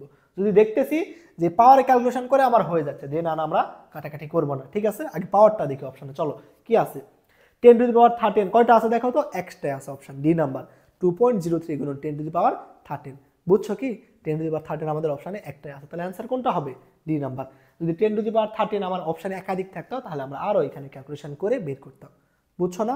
তো যেইখানে দেখবা এরকম পাওয়ার আছে, কি যেখানে দেখবা পাওয়ার আছে, আগে পাওয়ারের যোগ বিয়োগ করে নিবা। পাওয়ারের যোগ বিয়োগ করলে আমাদের ম্যাথ হয়, যেহেতু হাতে ক্যালকুলেশন টিচার এইভাবে অপশন দিবে যে তোমার 10 টু দি পাওয়ার 13 এর অপশন একটাই দিবে, কারণ ব্যাকি ক্যালকুলেশন পরে, কারণ ব্যাকি ক্যালকুলেশন করা পরে আবার ঝামেলা, কেমন? তো পাওয়ার কোথাও যদি থাকে তো তোমরা এত বড় পাওয়ার দেখেই তো ভয় পাবা যে 10 to the power 20, 10 to the পাওয়ার 12 এর উপর আবার স্কোয়ার, এত বড় ক্যালকুলেশন হাতে কেমনে করব? কঠিন কি? এটা একদম কিন্তু সহজ। পাওয়ার থাকলে সেই ক্যালকুলেশন একদম সহজ। পাওয়ার থাকলে কি করবা, জাস্ট পাওয়ারের যোগ বিয়োগ করবা। কি করলাম দেখো 10 এর পাওয়ার 24 উপর নিচে কাটলাম, এরপরে কি করতেছি উপরে দেখতেছি 10 এর পাওয়ার 20, নিচে 10 টু দি পাওয়ার -11। তো 20 আর -11 ভাগ থাকলে কি হয়, পাওয়ার বিয়োগ হয়। তো 20 থেকে -11 বাদ দিলে কত হবে বলতো, 31 হবে। দুঃখিত, এটা কত 31, কেমন? তার মানে আমরা দেখবো অ্যান্সারে 31 এর আশেপাশে কোনটা আছে সেটাই উত্তর হবে। 31 এর আশেপাশে কোনটা আছে বলতো, 30 না, 31 এর আশেপাশে কোনটা আছে 30 আছে, তাই না? তুমি কি বসাই দিবা 36 কি বসাই দিবা, 31 তোমার অ্যান্সার আসে, তুমি কি 36 বসাবা নাকি 30 বসাবা দেখো তো, নাকি তুমি 22 বসাবা নাকি 35 বসাবা? আমরা দেখতেছি আমাদের আসতেছে 10 টু দি পাওয়ার 31, 31 এর আশেপাশে একমাত্র একটা অপশন আছে, কত 10 টু দি পাওয়ার 30। বুঝছো কি, যদি কোনো ম্যাথে পাওয়ার থাকে তাহলে জাস্ট পাওয়ারের যোগ বিয়োগ করলেই আমরা পারবো। দেখো এই ম্যাথে কি বলতেছে, দুইটা কোণার মধ্যে মহাকর্ষ বলের মান কেমন পরিবর্তন হবে যদি একটা কোণার ভর পূর্বের দ্বিগুণ এবং অন্য কোণার ভর 3 গুণ করা হয় এবং একই সাথে মধ্যবর্তী দূরত্ব দ্বিগুণ করা হয়, তাহলে বলতেছে অভিকর্ষ ত্বরণের মান কেমন পরিবর্তন হবে। তো আমরা কি জানি এফ ইকুয়াল টু কি বলতো, G M M by D square, তাই না? এফ ইকুয়াল টু কি G M M by D square. তো এফ টুর মানটা কত হবে আমরা একটু দেখার চেষ্টা করি। জি এর মতোই থাকবে। তো দেখো তো একটা বস্তুর ভর আমরা কি করছি দ্বিগুণ, আরেকটা কত করছি 3 গুণ, তার মানে এম এর জায়গায় একবার লিখে দিব 2m, আরেকটা বস্তুর ভর কি করছি 3 গুণ, তার মানে এম এর জায়গায় লিখে দিব 3m। এবং একই সাথে বস্তুদের মধ্যে দূরত্ব কি করে দিচ্ছি দ্বিগুণ না, তার মানে ডি এর জায়গায় কি বসাই দিবা 2d এর উপর স্কোয়ার। তো দেখো এবার জাস্ট ক্যালকুলেশন করো কত হবে, 3 2 6, 6 সামনে আসবে, 2 এর উপর স্কোয়ার করলে কত 4, তাই না? এবং বাকি আমাদের G M M by D স্কোয়ারের মতোই থেকে যাবে। তো কাটাকাটি করো তো কত 3 2, তার মানে আমরা এখান থেকে বলতে পারি 3/2 এবং G M M by D square, এটা কি, এটাকে আমরা কি বলতে পারবো এফ না, এটাই তো আমাদের ছিল কি আগের মহাকর্ষ ত্বরণ। তাহলে এখান থেকে আমরা বলতে পারি যে আমাদের একটা বস্তুর ভর দ্বিগুণ এবং আরেকটা বস্তুর ভর যদি 3 গুণ করি, একই সাথে দূরত্বের মানও যদি দ্বিগুণ করি, তাহলে আমাদের মহাকর্ষ বলের মান হবে আগের মহাকর্ষ বলের মানের 3/2 অংশ। বুঝছো যে তাহলে আমাদের মহাকর্ষ বলের মান কি হবে আগের মহাকর্ষ বলের মানের 3/2। তো 3/2 মানে আমরা কি জানি আবার 3/2 মানে কত বলতো দেড় না, তাহলে দেড় ইন্টু এফ, তার মানে আমার এখন যে মহাকর্ষ বলের মান সেটা আগের মহাকর্ষ বলের মানের 1.5 গুণ হবে। অপশানে দেখো তো 1.5 গুণ কি আছে, হ্যাঁ ডি নাম্বার পূর্বের 1.5 গুণ হবে। বুঝছো না? দেখো পরেরটা দেখো, কোন গ্রাফটি ভূপৃষ্ঠ থেকে পৃথিবীর কেন্দ্রের দিকে বিভিন্ন গভীরতা ডি এর জন্য অভিকর্ষ ত্বরণ জি এর মান নির্দেশ করে। তো এর আগের ভিডিও কাজ শক্তি ক্ষমতাতে তোমাদের গ্রাফ নিয়ে আমি ডিটেইলস আলোচনা করছি, ওই ভিডিওটা দেখবা, যারা দেখছো তারা তো এই গ্রাফটা পারবাই, অথবা যারা দেখো নাই তারা কি করবা আমার চ্যানেলে আরেকটা দেখবা ভিডিও আছে 20 মিনিটের মতো একটা ভিডিও গ্রাফ রিলেটেড। তো এই ভিডিওটা করলে তোমার গ্রাফের যেই ম্যাথই আসুন না কেন তুমি পারবা, গ্রাফের তোমার যেইটাই দেখ না কেন, ওকে? তো গ্রাফ একটু ভালো করে বোঝার চেষ্টা করবা, কারণ পরীক্ষায় আমাদের গ্রাফ আসে। এখানে কার কার মধ্যে সম্পর্ক দেখাইতে বলতেছে, আমাদের জি এবং ডি এর মধ্যে, তাই না? আমরা সূত্র কি জানি জি এবং ডি এর মধ্যে? জি এবং ডি এর মধ্যে আমরা সূত্র কি জানি বলো তো? G H prime equal to G into 1 minus H by R, তাই না? তার মানে কি দেখো তো, জি এইচ প্রাইমের সাথে এইচ এর সম্পর্ক কি? সমানুপাতিক, তাই না? জি এইচ প্রাইমের সাথে এইচ এর সম্পর্ক সমানুপাতিক। জি এর পাওয়ার 1, এইচ এর পাওয়ার 1, তো দুইটার পাওয়ার যদি 1 হয় রেখাটা কেমন হয়?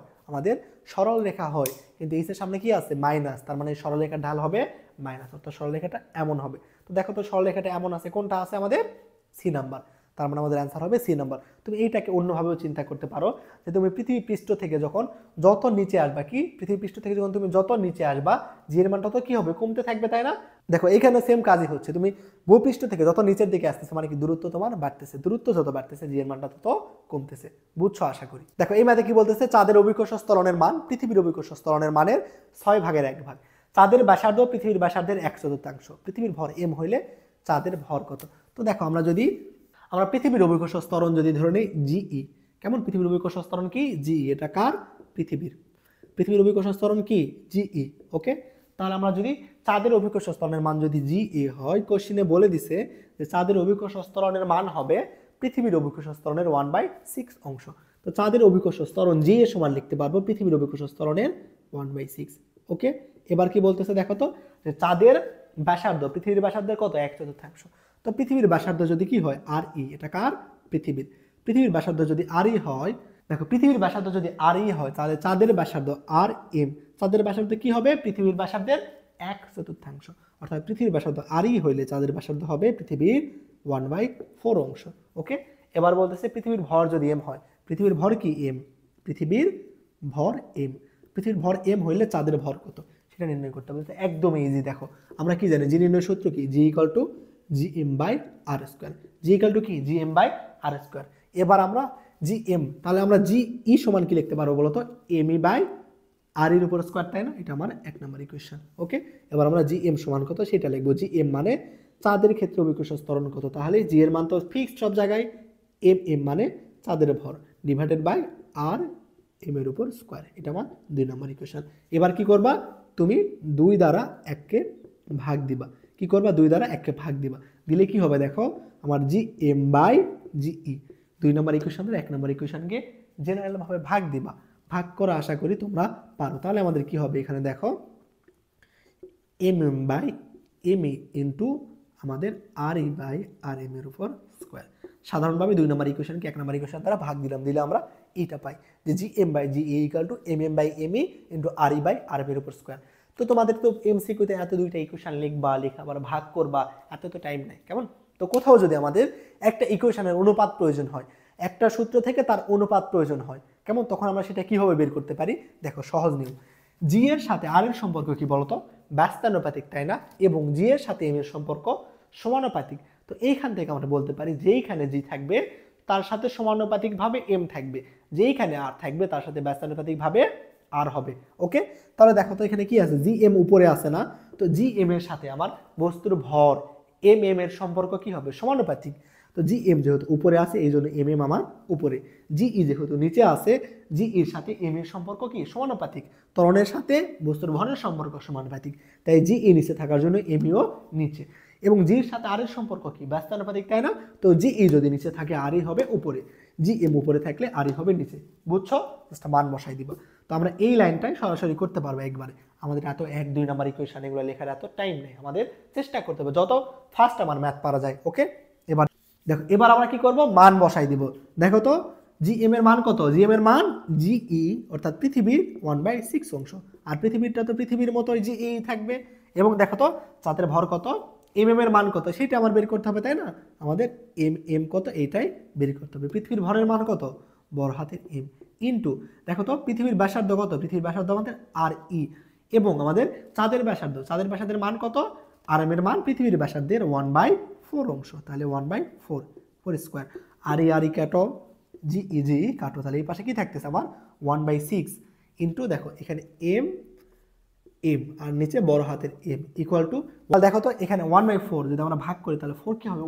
উপরে উঠে যাবে, তাই না? তাহলে এখানে কত হবে? 1/16। এইখান থেকে আমরা লিখতে পারি, এইখান থেকে এম এর মান কত হবে বলো?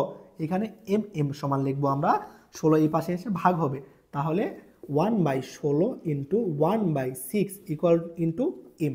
তাহলে আমাদের চাঁদের ভর হবে পৃথিবীর ভরের কত গুণ দেখো তো, 16 আর 6 গুণ করো, কত হবে 96 ইন্টু এম। তার মানে বলতে পারি আমার দেখো চাঁদের ভর আমার কি হবে, চাঁদের ভর হবে পৃথিবীর ভরের m/96। বুঝছো কি m/96 আমাদের অপশানে আছে, হ্যাঁ ডি নাম্বার। তাহলে কি করলাম, খুবই সহজ। দেখো জি ইকাল টু আমরা জানি জি m/r²। এইখান থেকে আমাদের জি এর জন্য দুইটা অনুপাত বের করলাম, একটা জি m/জিই, এম এর সাথে এম এর সম্পর্ক সমানুপাতিক, তাই এম এম উপরে জিইর সাথে এমই সেম ভাবে নিচে আসে, জিই নিচে আসে তাই আরই হবে উপরে, যেহেতু সম্পর্ক ব্যস্তানুপাতিক। এখান থেকে ইকুয়েশন বসাই দিলাম, দিয়ে যে শর্ত বলছিল সেই শর্তে জিএম ইকাল টু কি হইতো, পৃথিবীর ভরের 1/6 অংশ হইতো, সেটা মান বসাই দিলাম। দেওয়ার পরে আমরা কি করলাম, এখানে কাটাকাটি করলাম, করে জেনারেলে যোগ বিয়োগ করে দেখতেছি আমাদের চাঁদের ভর হবে পৃথিবীর ভরের m/96। ওকে, দেখো পরেরটা কি বলতেছে, আর দূরত্বে রাখা দুইটা ক্ষুদ্র কোণার মধ্যে পরস্পর মাধ্যাকর্ষীয় আকর্ষণ বল এফ, কোণা দুইটির মাঝখানে একটা ভারী লোহার পাত রাখা হইলে তাদের মধ্যে পরস্পর আকর্ষণ বলের মান কত হবে। দেখো তো এফ ইকাল টু আমরা কি জানি, জি m1 m2 into D square. কেমন, তো এইরকম দুটা বস্তু পরস্পর ডি দূরত্বে ছিল, কত পরস্পর এরকম ডি দূরত্বে আছে, দুটা বস্তু পরস্পর ডি দূরত্বে আছে। তো এর মাঝখানে তুমি যদি এরকম একটা কি লাগাই দাও, পাত লাগাই দাও, পাত লাগাই দাও, তাহলে এফ এর মান কি কোনো চেঞ্জ হবে? দেখো তো এফ এর মান কি কোনো চেঞ্জ হবে? হবে না, কারণ আমরা কি দেখি এফ কার উপর ডিপেন্ড করে, এফ ডিপেন্ড করে আমাদের দুটা বস্তুর ভরের উপর এবং তাদের মধ্যবর্তী দূরত্বের উপর। তো আমরা এই বস্তু এবং এই বস্তুর মধ্যবর্তী আকর্ষণ বলের মান নির্ণয় করতে চাচ্ছি। তার মানে আমাদের জি এর মান, এফ এর মান তখনই চেঞ্জ হবে যদি এই দুটা বস্তুর ভর চেঞ্জ হয় অথবা এই দুটা বস্তুর মধ্যবর্তী দূরত্ব চেঞ্জ হয়। কেমন, তাহলে আমাদের কেবল এফ এর মানটা চেঞ্জ হবে। তো তুমি এখানে যদি মাঝখানে লোহার একটা পাত লাগাই দাও, তাহলে কি দুটা বস্তুর ভর চেঞ্জ হওয়ার কোনো সম্ভাবনা আছে? না, নেই। এবং বস্তুকে যদি এখানে একটা বস্তুকে মাঝখানে তুমি লাগাই দাও, তাহলে এদের মধ্যবর্তী দূরত্ব চেঞ্জ হওয়ার কি কোনো সম্ভাবনা আছে? না, দূরত্বও চেঞ্জ হচ্ছে না, ভরও চেঞ্জ হচ্ছে না, তাহলে বস্তুটার ভর, তাহলে বস্তু দুটার মধ্যে আকর্ষণ বলের মান কি হবে, এফ। বুঝছো কি? ওকে, চলো পরেরটা দেখি। দেখো তো পরের এমসিকিউটা কি বলতেছে, পৃথিবীর ভর এম, ব্যাসার্ধ আর হইলে পৃথিবীর পৃষ্ঠ থেকে এই উচ্চতায় কৃত্রিম উপগ্রহের আবর্তন কাল কত? মানে কৃত্রিম উপগ্রহের পর্যায়কাল নির্ণয় করতে বলতেছে। তো কৃত্রিম উপগ্রহের পর্যায়কাল নির্ণয়ের সূত্র কি বলতো, আমরা জানি T equal to 2π/v into R plus H. এটা আমাদের কি, কোনো কৃত্রিম উপগ্রহের পর্যায়কাল নির্ণয়ের সূত্র, T equal to 2π/v into R plus H. ঠিক আছে, এটা আমাদের কোনো কৃত্রিম উপগ্রহের পর্যায়কাল নির্ণয়ের সূত্র। ভিটা কি, ওই কৃত্রিম উপগ্রহের বেগ, মানে ওই কৃত্রিম উপগ্রহ কত বেগে ঘুরতেছে সেইটা। আরটা হচ্ছে পৃথিবীর ব্যাসার্ধ, এইচটা হচ্ছে কত উচ্চতায় কৃত্রিম উপগ্রহটা আছে। কেমন, এবং ভি হচ্ছে কৃত্রিম উপগ্রহ কত বেগে ঘুরতেছে। তো আমাদের আবার এইখানে বেগ নির্ণয়ের একটা সূত্র আছে, যে কৃত্রিম উপগ্রহে কত বেগে ঘটে সেটা নির্ণয়ের সূত্র V equal to root over G M divided by R plus H. V equal to কি, root over G M divided by R plus H, তাই না? তাহলে ভি এর মানটা আমরা এখানে আবার বসাই দিব। তাহলে দেখো তো কি হয়, V equal to root over G M divided by R plus H, root over G M divided by R plus H. এটা কি নির্ণয়ের সূত্র, আমাদের কৃত্রিম উপগ্রহের বেগ নির্ণয়ের সূত্র। এইচটা কি, কৃত্রিম উপগ্রহ ভূপৃষ্ঠ থেকে কত উচ্চতায় আছে সেইটা, ইন্টু আমাদের আর প্লাস এইচ। ওকে, এবার কি করবো দেখো, এই root over R plus HK যদি আমরা উপরে পাঠাই দিই তাহলে কি হবে, 2π/ নিচে রুট ওভার জি এম থাকবে into root over R plus H into R plus. তো দেখো এবার আমরা কি করব, জাস্ট যোগ বিয়োগ করব। দেখো তো আর প্লাস এইচ এর পাওয়ার কত, 1/2 না, আর এই আর প্লাস এইচ এর পাওয়ার কত, 1। তো আমরা যদি 1/2 এবং 1 যোগ করি কত হবে বলো তো, 3/2, তাই না? তাহলে এখান থেকে আমরা লিখতে পারবো 2π root over G M into R plus H এর পাওয়ারকে কি লিখতে পারবো, 3/2, কারণ আর প্লাস এইচ এর পাওয়ার 1/2 প্লাস 1/2 আর 1 যোগ করলে হয় 3/2। তো কোনো কিছুর উপর যদি 3/2 থাকে, 3/2 কে আসলে আমরা কিভাবে লিখতে পারি বলো তো? তো দেখো এইটাকে আমরা একটু সুন্দর করে সাজাই লিখি, কিভাবে লিখবো, 2π কে সামনে দিব, উপরে কি আছে আর প্লাস এইচ এর উপর 3/2। তো আর প্লাস এইচ এর উপর 3/2 থাকলে সেটা কি লিখতে পারবো বলো তো, আর প্লাস এইচ এর উপর কিউব, তার উপর রুট, এটা লেখা যা কথা আর প্লাস এইচ এর পাওয়ার 3/2 লেখাও সেম কথায়। আশা করি এটা তোমরা বোঝো, ডিভাইডেড বাই জি এম। তাহলে আমাদের কি হলো বলো তো, টি নির্ণয় সূত্র কি হলো, T equal to 2π root over R plus H এর উপর Q divided by G M. দুইটার সূত্র থেকে আমরা একটা সূত্রে কনভার্ট করে নিয়ে আসলাম। তো দেখো তো অপশন কোনটা আছে, আমাদের ডি নাম্বার এই অপশন আছে, V equal to root over R plus H এর উপর Q divided by G M. বুঝছো? দেখো পরের ম্যাথ কি বলতেছে, ভর অপরিবর্তিত রেখে পৃথিবীর ব্যাসার্ধ বর্তমান ব্যাসার্ধের যদি 1/3 হয়ে গেলে অভিকর্ষ ত্বরণের মান কত হবে? অর্থাৎ দেখো আমরা কি জানি জি ইকাল টু কি অভিকর্ষ ত্বরণ নির্ণয় সূত্র G equal to G M by R square, তাই না? তো এখন তুমি কি করছো দেখো জি প্রাইম, তো জি প্রাইমের মান কি হবে, তুমি কি করছো এই যে এম এর মানটা ফিক্সড রাখছো, রেখে আর এর মানকে কি করছো আর এর মান 1/3 করতেছো। তো আর এর জায়গায় কি লিখবা আর বাই 3 এর উপর স্কোয়ার। এই ধরনের অসংখ্য ম্যাথ আমরা করছি, তাই না? তো জাস্ট এবার বসাই দাও জি এম, নিচে দেখো 1/3 এর উপর স্কোয়ার করলে কত হবে 9, তো 9টা যদি আমরা উপরে পাঠাই দিই তাহলে কি হবে 9 into G M by R square, তাই না? তাহলে আমরা এ জি প্রাইমের মান পাইলাম G into G M by R square. তো জিএম বাই আর স্কোয়ার এটা সমান আমরা কি লিখতে পারি জি, তার মানে আমাদের 9g, অর্থাৎ আমাদের জি প্রাইমের মান হচ্ছে 9g। তার মানে আমরা বলতে পারি যে পৃথিবীর ব্যাসার্ধ যদি আমরা আগের ব্যাসার্ধের 1/3 করি তাহলে অভিকর্ষ ত্বরণের মান কত হবে 9 গুণ। বুঝছো? তাহলে দেখো তো অ্যান্সার কোনটা হবে, অ্যান্সার আমাদের হবে ডি নাম্বার, অভিকর্ষ ত্বরণের মান কত হবে 9 গুণ হবে। দেখো পরের ম্যাথটা দেখো কি বলতেছে, পৃথিবীতে তোমার ওজন 50 কেজি ওয়াট হইলে মঙ্গল গ্রহে কত হবে। তো ওজন যা আমাদের ভরও তাই, দেখো আমরা এই ধরনের ম্যাথ করছি না। তো দেখো তো আমরা কি লিখতে পারবো, ডাব্লিউ ইকুয়াল টু আমরা কি লিখতে পারি এমজি না, তো এইখান থেকে W E divided by W M, অর্থাৎ ডাব্লিউ ই মানে বোঝাচ্ছে পৃথিবীতে ওজন, ডাব্লিউ এম মানে বোঝাচ্ছে তোমার মঙ্গল গ্রহে ওজন। তো এইখান থেকে তুমি কি লিখবা ডাব্লিউ ই সমান কি লিখবা M into G E, W M সমান কি লিখবা এম ইন্টু জি এম। বলো তো আমাদের এমটা আমাদের চেঞ্জ কিসের জন্য হলো না, কারণ আমরা কি জানি ভর, কোনো বস্তুর ভর কখনো চেঞ্জ হয় না, তার মানে কোনো বস্তুর ভর কি থাকে সর্বদা ফিক্সড থাকে। তো এইখান থেকে আমরা এম এম যদি কাটি তাহলে বলতে পারবো যে আমাদের অভিকর্ষ ত্বরণ এর অনুপাত যা আমাদের ওজনের অনুপাতও কি হয় সেম হয়। এখান থেকে আমরা সূত্র শিখছি না জিই বাই জি এম, এইটা সমান আমরা কি লিখতে পারবো বলো জিই বাই জি এম, আমরা মেন সূত্র কি জানি G equal to G M by R square, তাই না? তার মানে কি জানি জি এর সাথে এম এর সম্পর্ক কি সমানুপাতিক, অর্থাৎ জি ই যদি উপরে থাকে তাহলে এম ই উপরে হবে, জি এম যদি নিচে থাকে তাহলে এম এম নিচে হবে ইনটু, দেখো তো জি এর সাথে আর এর সম্পর্ক কি ব্যস্তানুপাতিক, অর্থাৎ জি ই উপরে থাকলে আর ই কোথায় হবে নিচে হবে, এবং জি এম নিচে থাকলে আর এম কোথায় হবে উপরে। এই সূত্রটা কনভার্ট করা আমরা শিখে আসছি, জাস্ট এবার কি করবা মান বসাই দিবা, তাই না? এবার কি করবা মান বসাই দিবা, তাহলে আমরা কি বলতে পারি এখানে W E by W M equal to দেখো কি হচ্ছে M E by M M. তো এখানে দেখো ভর দেওয়া আছে না, কি বলতেছে মঙ্গল গ্রহের ভর পৃথিবীর ভরের কত 1/10, অর্থাৎ পৃথিবীর ভর যদি কি হয় এম ই হয় তাহলে মঙ্গলের ভর হবে এই পৃথিবীর ভরের 1/10, বুঝছো না? ইনটু দেখো এখন আমরা কি করব আর এম মানে মঙ্গলের ব্যাসার্ধ কত, মঙ্গল গ্রহের কি হবে ব্যাস হবে পৃথিবীর ব্যাসার্ধের অর্ধেক। তো মঙ্গল গ্রহের ব্যাস যদি পৃথিবীর ব্যাসার্ধের অর্ধেক হয় তাহলে ব্যাসার্ধ কি হবে ব্যাসার্ধ আমাদের অর্ধেক হবে। তাহলে এখান থেকে আমরা বলতে পারি যে দেখো পৃথিবীর ব্যাসার্ধ যদি আর ই হয় তাহলে মঙ্গলের ব্যাসার্ধ কি হবে আমাদের আর ই বাই 2 এর উপর স্কোয়ার।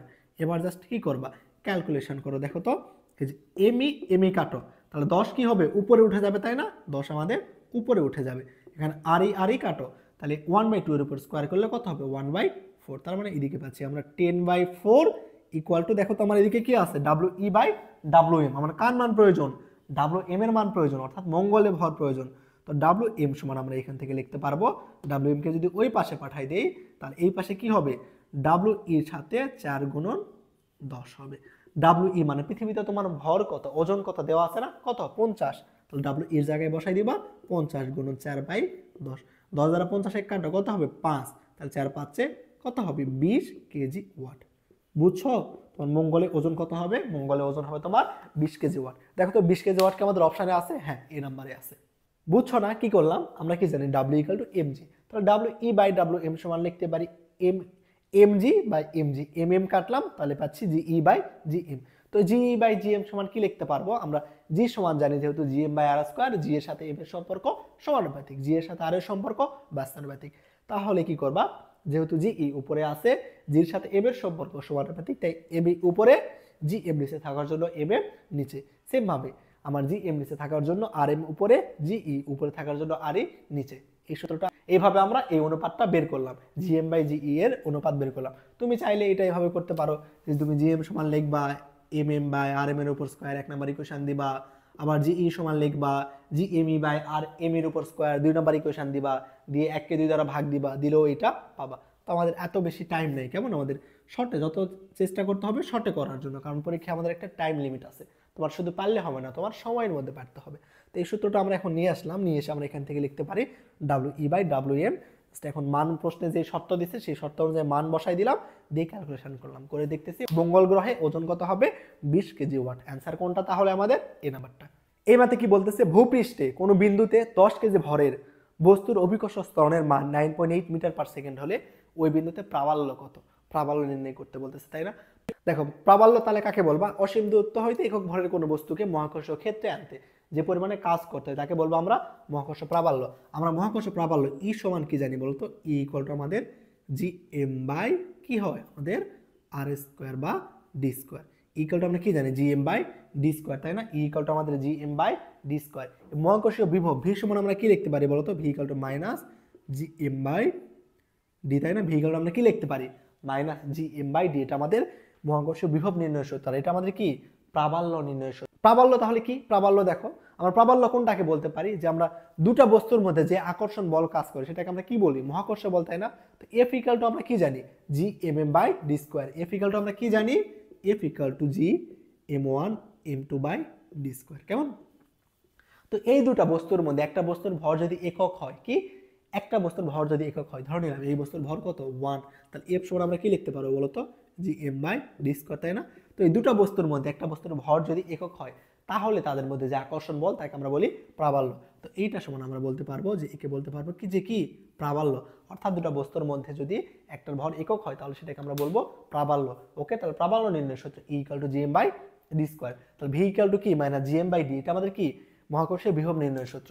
আরেকটা বিষয় দেখো তো, জি নির্ণয় সূত্র শিখছি না? জি ইকুয়াল টু কি? GM by D square. G equal to কি? GM by D square. তাহলে দেখো তো আমরা এখান থেকে বলতে পারি না যে আমাদের মহাকর্ষীয় ক্ষেত্রে অভিকর্ষ ত্বরণ এর মান যা আমাদের প্রাবল্যের মানও সেম, কারণ প্রাবল্য সমান লিখতে পারি GM বাই ডি স্কোয়ার, এবং আমরা জি জানি অভিকর্ষ ত্বরণ সমানও কি লিখতে পারি?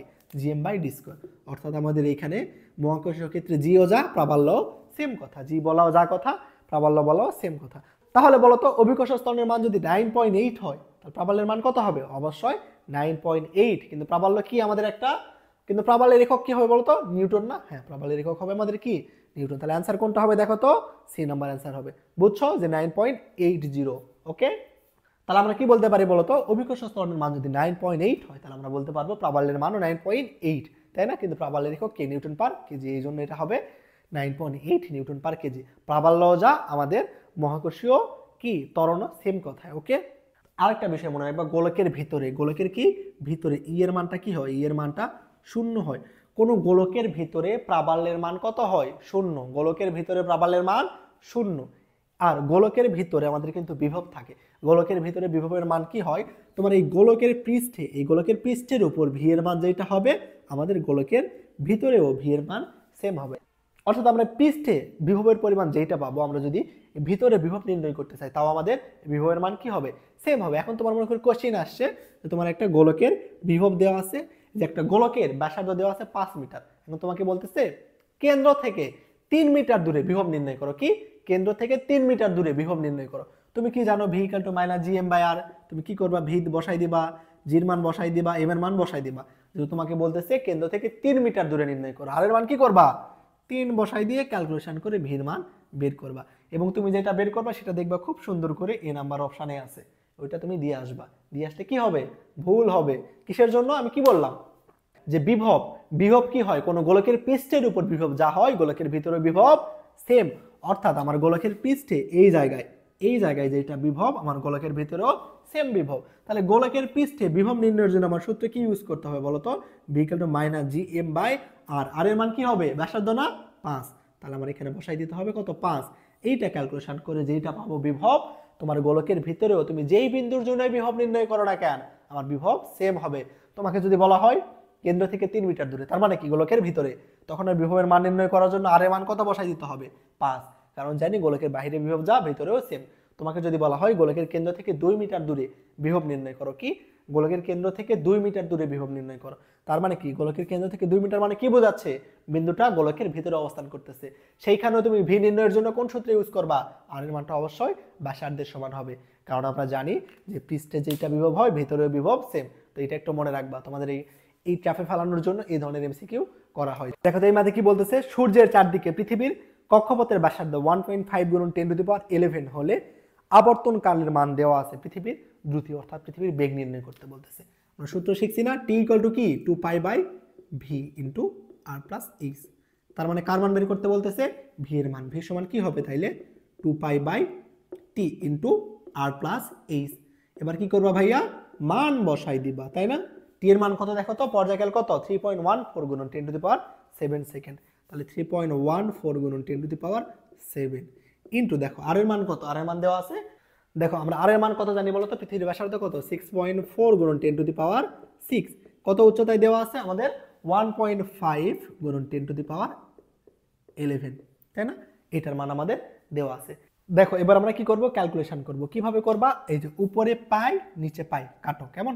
এবার কি করবা তুমি, এই যে 10⁻7 দ্বারা এই দুটাকে ভাগ দিবা। কি করবা, 10⁻7 দ্বারা ভাগ দিবা। তাহলে কি থাকবে বলো তো, এটাকে যদি আমরা 10⁻7 দ্বারা ভাগ দিই, মানে এটাকে 10⁻7 দ্বারা ভাগ দাও, এটাকে 10⁻7 দ্বারা ভাগ দাও। তো আমরা কি জানি, পাওয়ার যদি ভাগ থাকে তাহলে কি হয়, পাওয়ার বিয়োগ হয়ে যায়, তাই না? তাহলে এখান থেকে আমরা লিখতে পারবো 6.4 গুণন 10⁻6 মাইনাস 7 প্লাস 1.5 গুণন 10⁻11 মাইনাস 7। বুঝলা, পাওয়ারটা কি করে দিলাম, জাস্ট মাইনাস করে দিলাম। এবার এখান থেকে আমরা লিখবো, দেখো 6.4, 6 থেকে 7 বাদ দাও, কত হবে -1, তার মানে 10⁻−1। ওকে, প্লাস 1.5 ইন্টু 10⁻11 থেকে 7 বাদ দাও, কত হবে 10⁻4। বুঝলা, 10⁻4। এবার আমরা কি করব, দেখো আবার সেম ভাবে 2 আছে, 2 ইন্টু 6.4 ডিভাইডেড বাই কত বলতে পারি আমরা 10⁻1 প্লাস 1.5 গুণন 10⁻4। এবার কি করবা, এই 2 দ্বারা গুণ করে দিবা, তাই না? 2 দ্বারা গুণ করে দাও। 2 দ্বারা 6.4 কে গুণ করে দিলে কত হবে 13। 2 দ্বারা 6.4 কে গুণ করে দিলে কত, উপরে 13 নিচে 10 প্লাস 2 দ্বারা 1.5 কে গুণ করে দিলে কত হবে 3 ইন্টু 10⁻4, তাই না? 10 দ্বারা 13 কে কাটলে কত হবে 1.13। তাহলে এখান থেকে আমরা লিখতে পারবো 1.3 প্লাস 3 গুণন 10⁻4। 3 এর সাথে 3 গুণন 10⁻4 কত, 3 গুণন 10⁻4। এটার সাথে যখন তুমি 1.3 যোগ করবা কত হবে, দেখো 3 এর পাওয়ার 10⁻4 মানে কি বলো তো, 30,000। 30,000 এর সাথে তুমি যখন 1.3 যোগ করবা কত হবে 30,001। কত হবে, দেখো 30,000 কত 1, এটা 30,001 হয়েছে, তাই না? তাহলে কত হলো 30,001। একে যদি আমরা এখন কি করব, পাওয়ার আকারে প্রকাশ করি, তাহলে কি হতে পারে বলো তো, পাওয়ারটাকে আমরা কোথায় নিয়ে আসবো, এইদিকে 30-এর পর নিয়ে আসবো। কয় ঘরে আসতেছি আমরা, 3 ঘরে আসতেছি। তাহলে লিখতে পারবো 30 গুণন 10⁻3।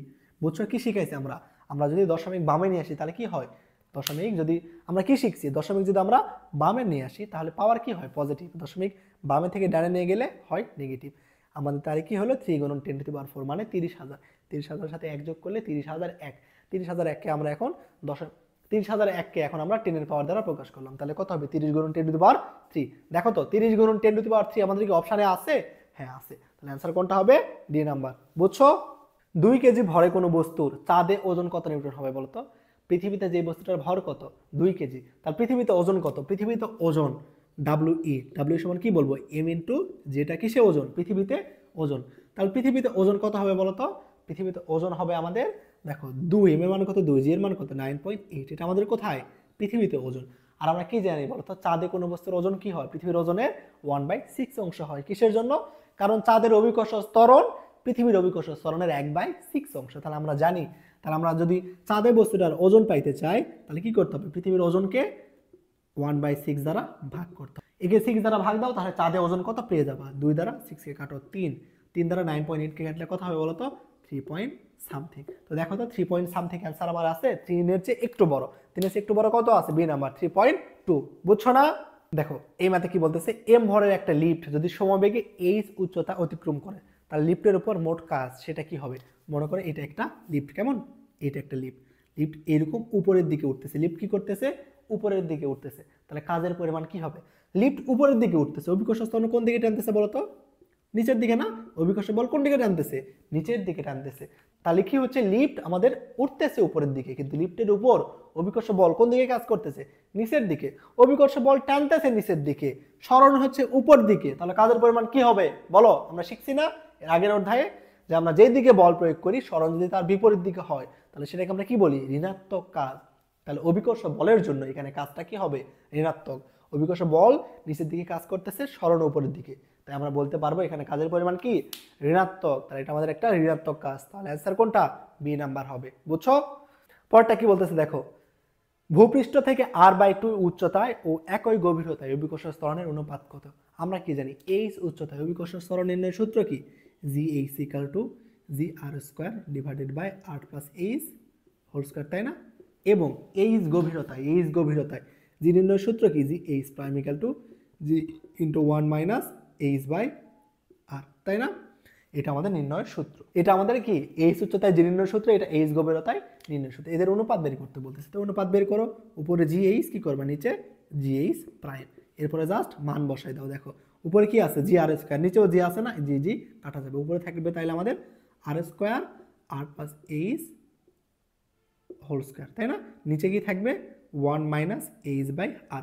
কোশ্চেনে কি বলে দিচ্ছে আমাদের h এর মান কত হবে? r/2, h এর মান r/2, অর্থাৎ যেখানে আমাদের h আছে সেখানে আমরা কি বসাই দেব? r/2, h এর জায়গায় বসাই দাও r/2 হোল স্কয়ার। 1 - h এর জায়গায় কত বসাই দেব? r/2, নিচে r/2, আর কাটলে কি থাকে 1/2, তাহলে নিচে 1 থেকে 1/2 বাদ দিলে আমরা পাবো কত? 1/2। বুঝলা? আর কাটো, কাটলে কি থাকে 1 - 1/2, 1 - 1/2 থেকে বাদ দিলে কি হয় 1/2। এবার দেখো উপরে আমরা কি করতে পারি, উপরে সবগুলো আর কাটতে পারি, তাই না? সবগুলো আর কিন্তু আমরা কাটতে পারি কিভাবে? এখানে যদি আর কমন নাও আর উপরে আর নিচে আর কাটো, তাহলে কি থাকবে? এখানে উপরে 1 থাকবে, এখানে 1 + 1/2 এর উপর স্কোয়ার। জাস্ট দেখো যোগ বিয়োগ করা ভাই, কিচ্ছু না, এটা 1/2। তাহলে আমরা কি করতেছি, 1 এর সাথে 1/2 যদি যোগ করি তাহলে কত হয়? 3/2। তাহলে কত? 3/2 উপরে কত? 1। বুঝলা? এর উপর স্কোয়ার। 1 + 1/2 যোগ করলাম, তাহলে 3/2, তাহলে 3/2 এর উপর স্কোয়ার। তো 3/2 এর উপর স্কোয়ার করলে কত হবে? 9/2। 9/2 কে যদি আমরা উপরে উঠাই দিই তাহলে কত হবে আমাদের বলতো? 4/9 ডিভাইডেড বাই 1/2। এইটা যদি কাটাকাটি করো তাহলে কত হবে আমাদের? 8/9। তাহলে আমাদের আনসার কত হবে দেখো তো? 8/9। তাহলে আমাদের কি হলো? GH এবং GH প্রাইমের অনুপাত কত হবে? 8/9। 8/9 অপশানে আছে? হ্যাঁ আছে, ডি নাম্বার। বুঝছো কি? এটা GH-টি 22-23 আসছিল। দেখো জাস্ট দুইটা সূত্রের অনুপাত বের করলাম, জাস্ট মান স্বাভাবিকভাবে মান বসাইতে যোগ বিয়োগ করা। ওকে, তো তোমার সূত্রগুলো খুব ভালো করে আয়ত্তে রাখতে হবে, সূত্রগুলো ভালো করে আয়ত্তে রাখলেই এগুলো পারবা। আমাদের মুক্তিবেগ কি বলতো? সর্বাপেক্ষা কম যে বেগে কোনো বস্তুকে নিক্ষেপ করলে সেটা আর পৃথিবীতে ফিরে আসে না, তাকে আমরা বলবো কি? মুক্তিবেগ।